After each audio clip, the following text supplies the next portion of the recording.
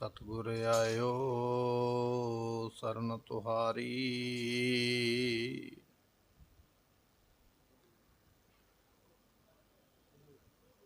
मिलै सुख नाम हर सुबा। चिंता लाहे हमारी।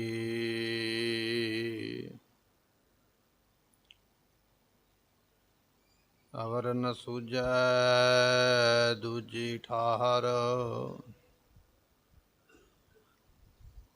हार परयो तो द्वारी।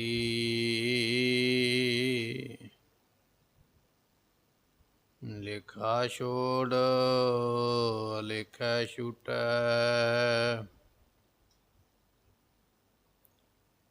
हम निर्गुण लेहो उबारी।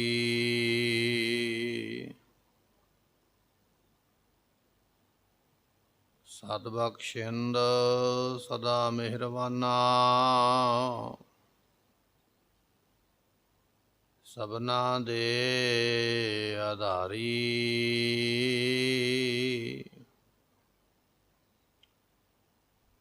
नानक दास संत पाछै परयो।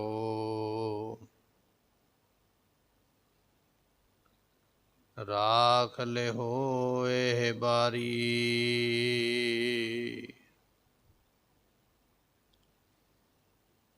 नानक दास संत पाछै परयो।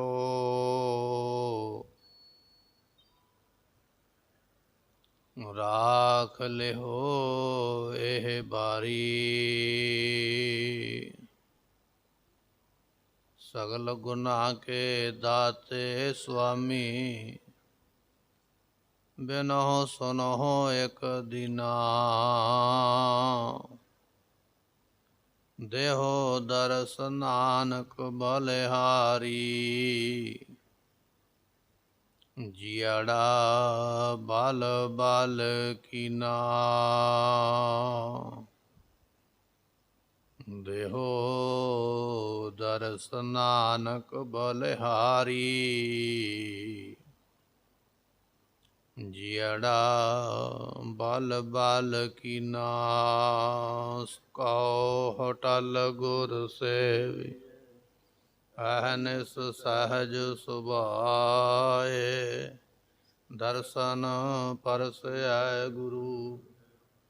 जन्म मरण दुख होवै सिफत खसंदी।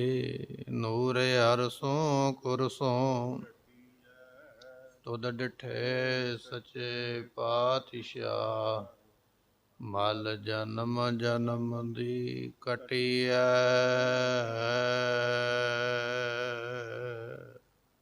सतनाम श्री वाहिगुरु साहिब जीओ। सूही छंत महला चौथा।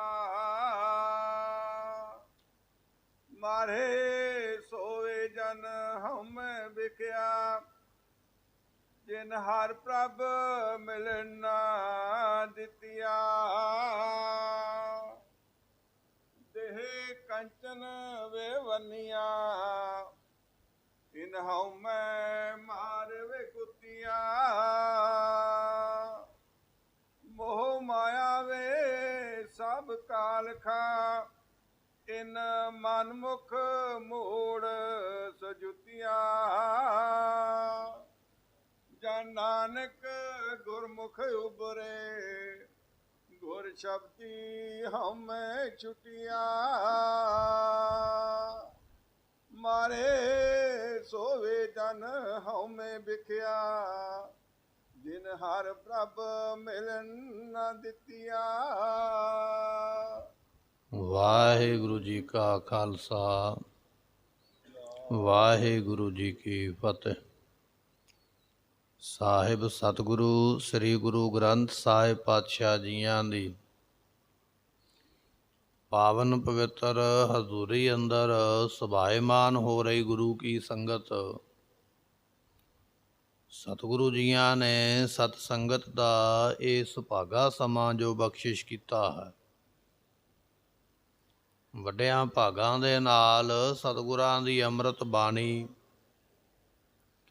ਸ੍ਰੀ ਆਸਾ ਜੀ ਦੀ ਵਾਰ, ਗੁਰਬਾਣੀ ਦੇ ਨਿਤਨੇਮ ਹਰ ਰੋਜ਼ ਦੇ ਵਾਂਗ ਆਪਾਂ ਸਰਵਣ ਕੀਤੇ। ਇਸ ਵੇਲੇ ਸਤਿਗੁਰੂ ਕਿਰਪਾ ਕਰਕੇ ਸਾਨੂੰ ਲੜੀਵਾਰ ਕਥਾ ਦੇ ਨਾਲ ਇਹ ਜੋ ਸ਼ਬਦ ਦਰ ਸ਼ਬਦ ਮਹਾਰਾਜ ਉਪਦੇਸ਼ ਬਖਸ਼ਿਸ਼ ਕਰਦੇ, ਉਹ ਆਪਾਂ ਅੰਮ੍ਰਿਤ ਵੇਲੇ ਬਚਨ ਸਰਵਣ ਕਰਕੇ ਸਤਿਗੁਰਾਂ ਦੇ ਨਿਹਾਲ ਹੋ ਰਹੇ ਹਾਂ। ਸੋ ਆਓ ਕੁਝ ਸਮੇਂ ਲਈ ਹੋਰ ਆਪਣੇ ਮਨ ਨੂੰ ਟਿਕਾਈਏ ਮਹਾਰਾਜ ਦੇ ਚਰਨਾਂ ਦੇ ਵਿੱਚ। ਸਤਿਗੁਰਾਂ ਦੇ ਬਚਨ ਨੇ, ਮੇਰੇ ਮਾਧੋ ਜੀ ਸਤ ਸੰਗਤ ਮਿਲੈ ਸੋ ਤਰਿਆ। ਇਹ ਸਤ ਸੰਗਤ ਇੱਕ ਐਸਾ ਜਹਾਜ਼ ਹੈ ਜਿਹੜਾ ਇਸ ਵਿੱਚ ਮਿਲੇਗਾ ਉਹ ਤਰ ਜਾਏਗਾ, ਮੁਕਤ ਹੋ ਜਾਏਗਾ। ਐਸੀ ਵੱਡੀ ਦਾਤ ਇਹ ਮਹਾਰਾਜ ਜੀਆਂ ਨੇ ਸਾਨੂੰ ਸਤ ਸੰਗਤ ਦੀ ਬਖਸ਼ੀ ਹੈ। ਸੋ ਸੰਸਾਰ ਤੋਂ ਤਰਨ ਵਾਸਤੇ ਜਿਹੜਾ ਸੰਗਤ ਰੂਪੀ ਜਹਾਜ਼ ਬਣਾਇਆ ਮਹਾਰਾਜ ਨੇ, ਉਸ ਦਾ ਆਪਾਂ ਆਨੰਦ ਮਾਣਦਿਆਂ ਹੋਇਆਂ ਆਓ ਗੁਰੂ ਬਾਣੀ ਦੀ ਵਿਚਾਰ ਨੂੰ ਸਰਵਣ ਕਰੀਏ। ਮਿਲ ਕੇ ਆਖੀਏ ਸਤਨਾਮ ਸ੍ਰੀ ਵਾਹਿਗੁਰੂ ਸਾਹਿਬ ਜੀ। ਸਤਨਾਮ ਸ੍ਰੀ ਵਾਹਿਗੁਰੂ ਸਾਹਿਬ ਜੀਓ। ਸੋਹੀ ਛੰਤ ਮਹਲਾ ਚੌਥਾ। ਸੋਹੀ ਰਾਗ ਦਾ ਨਾਮ ਹੈ। ਸ਼ੰਤ ਨਾਮ ਦੀ ਬਾਣੀ। ਧੰਨ ਗੁਰੂ ਰਾਮਦਾਸ ਮਹਾਰਾਜ ਸਾਹਿਬ ਜੀ। ਧੰਨ ਧੰਨ ਰਾਮਦਾਸ ਗੁਰ ਜਿਨ ਸਿਰਿਆ ਤਿਨੈ ਸਵਾਰਿਆ। ਐਸੇ ਸੋਢੀ ਸੁਲਤਾਨ ਪਾਤਸ਼ਾਹ ਮਹਾਰਾਜ ਜੀ ਚੌਥੇ ਪਾਤਸ਼ਾਹ ਨੇ ਜੋ ਸ਼ੰਤ ਨਾਮ ਦੀ ਬਾਣੀ ਬਖਸ਼ਿਸ਼ ਕਰਦਿਆਂ ਹੋਇਆਂ ਇਹ ਸ਼ਬਦ ਬਖਸ਼ਦੇ ਹਨ। ਮਾਰੇ ਸੋਵੇ ਜਨ ਹਉਮੈ ਵਿਖਿਆ। ਮਹਾਰਾਜ ਕਹਿਣ ਲੱਗੇ ਵੇ ਜਨ। ਵੇ ਜਨ ਤੋਂ ਭਾਵ ਹੁੰਦਾ ਹੈ ਭਾਈ, ਇਹ ਸੰਤ ਜਨੋ, ਹੈ ਗੁਰਮੁਖੋ, ਇਹ ਬਚਨ ਸੁਣੋ। ਕਿਹੜਾ ਬਚਨ ਹੈ? ਹਉਮੈ ਵਿਖਿਆ। ਇਹ ਜਿਹੜੀ ਵਿਖਿਆ ਮਾਇਆ ਹੈ ਨਾ, ਇਹ ਹਉਮੈ ਨੂੰ ਪੈਦਾ ਕਰਨ ਵਾਲੀ ਹੈ। ਮਾਇਆ ਜਿਵੇਂ ਜਿਵੇਂ ਪਦਾਰਥ ਕੋਲ ਆਉਂਦੇ ਉਵੇਂ ਉਵੇਂ ਹਉਮੈ ਮਰਾਤਬਾ ਜਿਹੜਾ ਹੈ, ਅਹੁਦਾ ਜਿਹੜਾ ਹੈ ਉਹ ਵੱਧਦਾ ਹੈ। ਬੰਦੇ ਦੀ ਮੜਕ ਵੱਧਦੀ ਹੈ, ਚਾਲ ਵਿੱਚ ਫਰਕ ਪੈਂਦਾ, ਬਚਨਾਂ ਵਿੱਚ ਫਰਕ ਆ ਜਾਂਦਾ, ਗੱਲਬਾਤ ਵਿੱਚੋਂ ਹੰਕਾਰ ਦੀ ਬਦਬੂ ਆਉਣ ਲੱਗ ਪੈਂਦੀ ਹੈ। ਇਹ ਮਾਇਆ ਹੈ ਐਸੀ, ਇਹ ਜਿਹਨੂੰ ਲੱਗ ਜਾਂਦੀ ਉਹਦੇ ਵਿੱਚ ਹਉਮੈ ਲੈ ਆਉਂਦੀ ਹੈ, ਆਕੜਪੁਣਾ ਲੈ ਆਉਂਦੀ ਹੈ। ਮਾਇਆ ਤੇ ਪੱਗ ਨੂੰ ਲੱਗ ਜਾਵੇ ਤੇ ਪੱਗ ਜਿਹੜੀ ਹੈ ਉਹਦਾ ਕੱਪੜਾ ਆਕੜ ਜਾਂਦਾ, ਉੱਪਰ ਨੂੰ ਹੋ ਜਾਂਦਾ। ਜੇ ਮਾਇਆ ਇਹ ਸੰਸਾਰ ਨੂੰ ਲੱਗੀ ਹੈ, ਮਨ ਨੂੰ ਲੱਗੇਗੀ ਤੇ ਮਨ ਕਿਵੇਂ ਨਹੀਂ ਆਕੜੇਗਾ? ਮਨ ਵੀ ਤੇ ਆਕੜ ਜਾਏਗਾ। ਪਹਿਲਾਂ ਲੋਕ ਸ਼ਮਲੇ ਵਾਲੀ ਪੱਗ ਬੰਨ੍ਹਦੇ ਨੇ, ਉੱਪਰ ਨੂੰ ਸ਼ਮਲਾ ਛੱਡ ਕੇ, ਤੇ ਉਹ ਸ਼ਮਲਾ ਜਿਹੜਾ ਉੱਪਰ ਨੂੰ ਆਕੜਿਆ ਹੋਇਆ, ਉੱਪਰ ਨੂੰ ਖੜਾ ਹੋਇਆ, ਬਿਲਕੁਲ ਥੱਲੇ ਨਹੀਂ ਮਿਆਉਂਦਾ, ਨਹੀਂ ਡਿੱਗਦਾ ਨਹੀਂ ਹੈ, ਕਿਉਂਕਿ ਉਸਨੇ ਮਾਇਆ ਦੀ ਸੰਗਤ ਕਰ ਲਈ, ਉਸਨੂੰ ਮਾਇਆ ਲੱਗ ਗਈ ਹੈ। ਇਸੇ ਤਰ੍ਹਾਂ ਭਾਈ ਇਹ ਜਿਹੜਾ ਸਰੀਰ ਹੈ ਨਾ ਸਾਡਾ ਮਨੁੱਖਾ ਦੇ, ਇਹ ਵੀ ਮਾਇਆ ਵਿੱਚ ਇਸ ਤਰ੍ਹਾਂ ਦਾ ਆਕੜ ਗਿਆ, ਇਹਨੂੰ ਹਰੇਕ ਪਾਸਿਓਂ ਹਉਮੈ ਨੇ ਢਾਲਿਆ ਹੈ। ਹਰੇਕ ਗੱਲ ਦੇ ਨਾਲ ਫਿਰ ਦੁਨੀਆ ਵੱਲ ਸੋਚਦਾ, ਫਲਾਣਾ ਬੰਦਾ ਮੇਰੇ ਵਰਗਾ ਨਹੀਂ, ਫਲਾਣੇ ਦੀ ਪਹੁੰਚ ਮੇਰੇ ਵਰਗੀ ਨਹੀਂ, ਫਲਾਣੇ ਕੋਲ ਧਨ ਮੇਰੇ ਜਿੰਨਾ ਨਹੀਂ। ਮਹਾਰਾਜ ਕਹਿਣ ਲੱਗੇ ਵੇ ਜਨ, ਹੇ ਭਾਈ, ਹੇ ਸੰਤੋ, ਹਉਮੈ ਵਿਖਿਆ। ਇਹ ਜਿਹੜੀ ਵਿਖਿਆ ਮਾਇਆ ਹੈ, ਇਹ ਤੇ ਹਉਮੈ ਹੰਕਾਰ ਨੂੰ ਪੈਦਾ ਕਰਨ ਵਾਲੀ ਹੈ। ਇਸ ਕਰਕੇ ਇਸ ਹੰਕਾਰ ਪੈਦਾ ਕਰਨ ਵਾਲੀ ਮਾਇਆ ਨੂੰ ਮਾਰ ਦੇਣਾ ਚਾਹੀਦਾ ਹੈ, ਹਉਮੈ ਨੂੰ ਮਾਰਨਾ ਚਾਹੀਦਾ। ਧੰਨ ਗੁਰੂ ਅੰਗਦ ਦੇਵ ਮਹਾਰਾਜ ਸਾਹਿਬ ਜੀ ਨਾਂਗੇ ਦੀ ਸਰਾਂ ਦੇ ਵਿੱਚ ਸਤਿਗੁਰਾਂ ਦਾ ਅਵਤਾਰ ਹੋਇਆ। ਉੱਥੋਂ ਮਹਾਰਾਜ ਚੱਲ ਕੇ ਆਪਣੀ ਭੂਆ ਜੀ ਦੇ ਕੋਲ ਖਡੂਰ ਸਾਹਿਬ ਦੀ ਧਰਤੀ ਤੇ ਆ ਗਏ। ਖਡੂਰ ਸਾਹਿਬ ਤੋਂ ਭਾਈ ਜੋਧ ਜੀ ਦੀ ਸੰਗਤ ਮਿਲੀ ਤੇ ਕਰਤਾਰਪੁਰ ਗੁਰੂ ਨਾਨਕ ਦੇਵ ਮਹਾਰਾਜ ਦੀ ਸੰਗਤ ਵਿੱਚ ਚਲੇ ਗਏ। ਗੁਰੂ ਨਾਨਕ ਦੇਵ ਮਹਾਰਾਜ ਦੀਆਂ ਖੁਸ਼ੀਆਂ ਲੈ ਕੇ ਗੁਰਤਾ ਗੱਦੀ ਤੇ ਬੈਠ ਕੇ ਗੁਰੂ ਅੰਗਦ ਦੇਵ ਪਾਤਸ਼ਾਹ ਬਣ ਗਏ। ਖਡੂਰ ਸਾਹਿਬ ਦੀ ਧਰਤੀ ਤੇ ਫਿਰ ਨਿਵਾਸ ਕੀਤਾ। ਇੱਕ ਵਾਰੀ ਮਹਾਰਾਜ ਦਾ ਮਨ ਕੀਤਾ ਵੀ ਕਿਉਂ ਨਾ ਹੋਵੇ ਨਾਂਗੇ ਦੀ ਸਰਾਂ ਜਾਇਆ ਜਾਵੇ, ਜਿੱਥੇ ਸਾਡਾ ਅਵਤਾਰ ਹੋਇਆ, ਅਵਤਾਰ ਸਥਾਨ ਹੈ, ਉੱਥੇ ਜਾਇਆ ਜਾਵੇ। ਮਹਾਰਾਜ ਸੰਗਤਾਂ ਦੇ ਸਿੱਖਾਂ ਦੇ ਸਮੇਤ ਚੱਲ ਪਏ। ਜਦੋਂ ਮਹਾਰਾਜ ਆਪਣੇ ਨਗਰ ਦੇ ਵਿੱਚ ਗਏ, ਇਲਾਕੇ ਦੀਆਂ ਸੰਗਤਾਂ ਇਕੱਠੀਆਂ ਹੋ ਗਈਆਂ ਦਰਸ਼ਨ ਕਰਨ ਵਾਸਤੇ। ਸਤਿਗੁਰਾਂ ਦੇ ਵਾਸਤੇ ਬੜਾ ਸੋਹਣਾ ਪਲੰਘਾ ਸੰਗਤਾਂ ਨੇ, ਸਿੱਖਾਂ ਨੇ ਵਿਛਾਇਆ, ਜਿਹਦੇ ਉੱਪਰ ਗੁਰੂ ਅੰਗਦ ਦੇਵ ਪਾਤਸ਼ਾਹ ਨੇ ਬੈਠਣਾ ਹੈ। ਸਤਿਗੁਰੂ ਬੈਠੇ ਹੋਏ, ਬਾਕੀ ਸੰਗਤ ਥੱਲੇ ਦਰੀਆਂ ਵਿਛਾ ਕੇ, ਚਟਾਈਆਂ ਵਿਛਾ ਕੇ ਬੈਠੀ ਹੋਈ। ਇੰਨੇ ਚਿਰ ਨੂੰ ਇਲਾਕੇ ਦਾ ਚੌਧਰੀ ਆ ਗਿਆ, ਬੜਾ ਵੱਡਾ ਅਮੀਰ ਆਦਮੀ ਹੈ,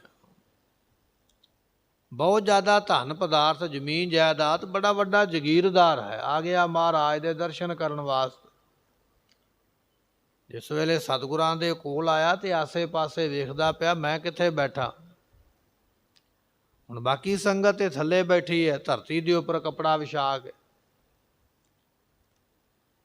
ਹੁਣ ਗੁਰਮੁਖੋ ਇਹਨੂੰ ਮਾਇਆ ਦਾ ਮਾਣ ਹੈ ਵੀ ਮੈਂ ਏਡਾ ਵੱਡਾ ਜਗੀਰਦਾਰ, ਇੰਨੀ ਜ਼ਮੀਨ ਜਾਇਦਾਦ, ਧਨ ਪਦਾਰਥ। ਇਹ ਲੜਕਾ ਉਹੀ ਹੈ ਜਿਹੜਾ ਕੱਲ੍ਹ ਇੱਥੇ ਸਾਡੇ ਵਿੱਚ ਹੋਇਆ ਕਰਦਾ ਪਰਿਵਾਰ ਵਿੱਚ। ਅੱਜ ਇਹ ਗੁਰੂ ਬਣ ਗਿਆ ਤੇ ਤਾਂ ਕੀ ਹੋਇਆ। ਉਹਦੀ ਨਜ਼ਰ ਦੇ ਵਿੱਚ ਗੁਰੂ ਅੰਗਦ ਸਾਹਿਬ ਮਹਾਰਾਜ ਜੀ ਉਹੀ ਭਾਈ ਲਹਿਣਾ ਜੀ ਨੇ ਜਿਹੜੇ ਬਚਪਨ ਵਿੱਚ ਉੱਥੇ ਖੇਡਦੇ ਰਹੇ।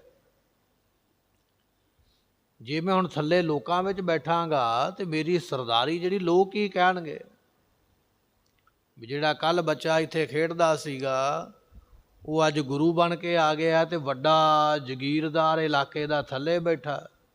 ਇਹ ਗੱਲ ਠੀਕ ਨਹੀਂ ਹੈ, ਥੱਲੇ ਨਹੀਂ ਮੈਂ ਬੈਠਾਂਗਾ।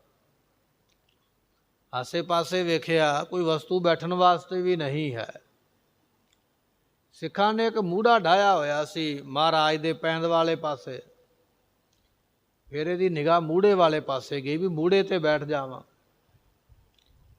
ਮਨ ਵਿੱਚ ਵਿਚਾਰ ਆਈ, ਲੋਕਾਂ ਨਾਲੋਂ ਤਾਂ ਉੱਚਾ ਬੈਠਾਂਗਾ, ਪਰ ਗੁਰੂ ਨਾਲੋਂ ਤਾਂ ਫਿਰ ਵੀ ਨੀਵਾਂ ਹੀ ਹੋ ਗਿਆ ਨਾ, ਮੈਂ ਨੀਵਾਂ ਨਹੀਂ ਬੈਠਾਂਗਾ। ਮਨ ਨੇ ਆਵਾਜ਼ ਦਿੱਤੀ, ਤੂੰ ਗੁਰੂ ਦੇ ਬਰਾਬਰ ਬੈਠ, ਜਿਸ ਪਲੰਘੇ ਤੇ ਬੈਠੇ ਉੱਥੇ ਬੈਠ। ਜਦੋਂ ਪਲੰਘੇ ਤੇ ਬੈਠਣ ਲੱਗਾ ਨਾ ਤਾਂ ਬੈਠਦਿਆਂ ਬੈਠਦਿਆਂ ਫਿਰ ਵਿਚਾਰ ਆਈ, ਮੈਂ ਪਲੰਘੇ ਦੇ ਪੈਂਦ ਵਾਲੇ ਪਾਸੇ ਨਹੀਂ ਬੈਠਾਂਗਾ, ਪੈਂਦ ਵਾਲੇ ਪਾਸੇ ਬੈਠਿਆਂ ਵੀ ਤਾਂ ਨੀਵਾਂ ਹੀ ਹੋਵਾਂਗਾ। ਮੈਂ ਉਮਰ ਦੇ ਵਿੱਚ ਵੱਡਾ ਹਾਂ, ਮੈਂ ਧਨ ਵਿੱਚ ਵੱਡਾ ਹਾਂ, ਮੈਂ ਵੱਡਾ ਜਗੀਰਦਾਰ ਹਾਂ, ਮੈਨੂੰ ਨੀਵੇਂ ਪਾਸੇ ਨਹੀਂ, ਮੈਨੂੰ ਉੱਚੇ ਪਾਸੇ ਬੈਠਣਾ ਚਾਹੀਦਾ ਹੈ।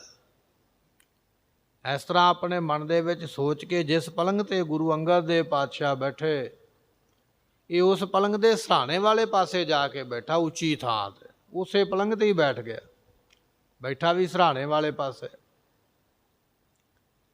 ਇਹਦੀ ਇਹ ਕਿਰਿਆ ਵੇਖ ਕੇ ਸਿੱਖਾਂ ਨੇ ਬੜਾ ਇਤਰਾਜ਼ ਕੀਤਾ, ਬੜਾ ਗੁੱਸਾ ਕੀਤਾ ਵੀ ਚੌਧਰੀ ਨੇ ਮਹਾਰਾਜ ਦਾ ਸਤਿਕਾਰ ਨਹੀਂ ਰੱਖਿਆ ਹੈ, ਇਹਨੂੰ ਸੰਗਤ ਵਿੱਚ ਬੈਠਣਾ ਚਾਹੀਦਾ, ਸੰਗਤ ਵਿੱਚ ਨਹੀਂ ਬੈਠਾ ਤੇ ਮੂਹੜੇ ਤੇ ਬੈਠ ਜਾਂਦਾ। ਪਰ ਇਹ ਗੁਰੂ ਪਾਤਸ਼ਾਹ ਦੇ ਬਰਾਬਰ ਨਹੀਂ, ਸਗੋਂ ਉੱਚਾ ਹੋ ਕੇ ਬੈਠਾ, ਮਾਣ ਹੈ ਇਸ ਦੇ ਮਨ ਵਿੱਚ। ਗੁਰੂ ਅੰਗਦ ਦੇਵ ਪਾਤਸ਼ਾਹ ਨੇ ਉਹ ਦਸ਼ਾ ਸਿੱਖਾਂ ਦੀ ਵੇਖ ਲਈ ਵੀ ਮਨ ਵਿੱਚ ਕੀ ਚੱਲਦਾ। ਮਹਾਰਾਜ ਨੇ ਇਸ਼ਾਰਾ ਦਿੱਤਾ, ਕੋਈ ਗੱਲ ਨਹੀਂ, ਬੈਠ ਲੈਣ ਦਿਓ। ਬੈਠ ਗਿਆ। ਕੁਝ ਸਮੇਂ ਵੱਡੀਆਂ ਵੱਡੀਆਂ ਗੱਲਾਂ ਕਹੀਆਂ, ਆਪਣੀ ਹਉਮੈ ਨੂੰ ਜਨਾ ਕੇ, ਹਉਮੈ ਵਿਖਾ ਕੇ ਉੱਠ ਕੇ ਚਲੇ ਗਿਆ। ਸਿੱਖਾਂ ਨੇ ਬਾਅਦ ਵਿੱਚ ਸਵਾਲ ਕੀਤਾ, ਮਹਾਰਾਜ ਇਹ ਚੌਧਰੀ ਤੁਹਾਡੇ ਸਰਾਣੇ ਆ ਕੇ ਬੈਠਾ ਉੱਚੀ ਥਾਂ 'ਤੇ, ਇਹਨੇ ਤੁਹਾਡਾ ਭੈ ਸਤਿਕਾਰ ਨਹੀਂ ਰੱਖਿਆ ਹੈ। ਧੰਨ ਗੁਰੂ ਅੰਗਦ ਦੇਵ ਪਾਤਸ਼ਾਹ ਕਹਿਣ ਲੱਗੇ, ਕਹਿੰਦੇ ਭਾਈ ਇਹ ਜਿਹੜਾ ਚੌਧਰੀ ਹੈ ਨਾ, ਇਹਨੂੰ ਮਾਇਆ ਲੱਗੀ ਹੋਈ ਹੈ, ਧਨ ਦਾ ਮਾਣ ਹੈ, ਮੇਰੇ ਵਰਗਾ ਜਗੀਰਦਾਰ ਕੋਈ ਨਹੀਂ, ਮੇਰੇ ਵਰਗਾ ਅਮੀਰ ਕੋਈ ਨਹੀਂ, ਮੈਂ ਗੁਰੂ ਤੋਂ ਨੀਵਾਂ ਕਿਉਂ ਵਾਂ। ਇਹਨੇ ਇਹ ਗੱਲ ਸੋਚ ਕੇ ਤਾਂ ਨਹੀਂ ਇਹ ਨੀਵਾਂ ਬੈਠਾ, ਤਾਂ ਸਾਡੇ ਤੋਂ ਉੱਚਾ ਬੈਠਾ ਹੈ।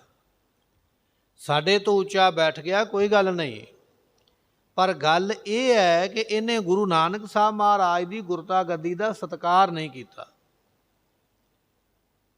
ਸਾਡਾ ਸਤਿਕਾਰ ਨਹੀਂ ਕੀਤਾ ਵੱਖਰੀ ਗੱਲ ਹੈ, ਪਰ ਇਸ ਨੂੰ ਇਹ ਤੇ ਰੱਖਣਾ, ਵਿਚਾਰਨਾ ਚਾਹੀਦਾ ਸੀ ਨਾ ਵੀ ਇਹ ਗੁਰੂ ਨਾਨਕ ਸਾਹਿਬ ਦੀ ਗੁਰਤਾ ਗੱਦੀ ਤੇ ਬੈਠੇ ਨੇ, ਮਹਾਰਾਜ ਦੀ ਗੱਦੀ ਦਾ ਸਤਿਕਾਰ ਕਰਦਾ। ਇਹਨੇ ਗੱਦੀ ਦਾ ਸਤਿਕਾਰ ਨਹੀਂ ਕਰਿਆ ਹੈ। ਜਿਸ ਮਾਇਆ ਦਾ ਇਹ ਮਾਣ ਕਰਕੇ ਬੈਠਾ, ਉਹ ਮਾਇਆ ਇਹਦੇ ਕੋਲ ਰਵੇਗੀ ਨਹੀਂ, ਖਾਲੀ ਹੋ ਜਾਏਗਾ। ਸੁਭਾਵਿਕ ਬਚਨ ਨਿਕਲਿਆ। ਇਸੇ ਤਰ੍ਹਾਂ ਹੀ ਹੋਇਆ, ਸਾਰੇ ਪਦਾਰਥਾਂ ਤੋਂ ਵਾਂਝਾ ਹੋ ਗਿਆ, ਖਾਲੀ ਹੋ ਗਿਆ। ਮਹਾਰਾਜ ਕਹਿਣ ਲੱਗੇ, ਵੇ ਜਨ, ਹੇ ਸੰਤ ਜਨੋ, ਹਉਮੈ ਵਿਖਿਆ ਜਿਹੜੀ ਮਾਇਆ ਹੈ, ਇਹ ਇੰਨੀ ਹਉਮੈ ਪੈਦਾ ਕਰਦੀ, ਹੰਕਾਰ ਪੈਦਾ ਕਰਦੀ ਹੈ ਕਿ ਮਨੁੱਖ ਬੈਠਣ ਲੱਗਾ ਵੀ ਸੋਚਦਾ ਹੈ ਵੀ ਮੈਂ ਕਿੱਥੇ ਬੈਠਾਂ, ਕਿਹੜੀ ਜਗ੍ਹਾ ਮੇਰੇ ਬੈਠਣ ਦੇ ਯੋਗ ਹੈ। ਮੈਂ ਨੀਵੀਂ ਥਾਂ 'ਤੇ ਨੀਵਾਂ ਹੋ ਕੇ ਕਿਉਂ ਬੈਠਾਂ, ਮੈਂ ਨੀਵੀਂ ਗੱਲ ਕਿਉਂ ਕਰਾਂ, ਮੈਨੂੰ ਗੱਲ ਵੀ ਹਉਮੈ ਵਾਲੀ ਵੱਡੀ ਕਰਨੀ ਚਾਹੀਦੀ ਹੈ। ਲੋਕਾਂ ਨੂੰ ਦਬਾਉਣ ਦਾ ਮੇਰੇ ਵੇਲੇ ਰੋਹਬ ਹੋਣਾ ਚਾਹੀਦਾ ਹੈ, ਜੋ ਮੈਂ ਕਹਾਂ ਸਭਾ ਵਿੱਚ ਉਹੀ ਮੰਨਿਆ ਜਾਵੇ। ਐਸੀ ਵਿਚਾਰ ਲੈ ਕੇ ਫਿਰ ਹਉਮੈ ਵਿੱਚ ਪੈ ਜਾਂਦਾ ਹੈ, ਤੇ ਹਉ ਵਿੱਚ ਆਇਆ, ਹਉ ਵਿੱਚ ਗਿਆ।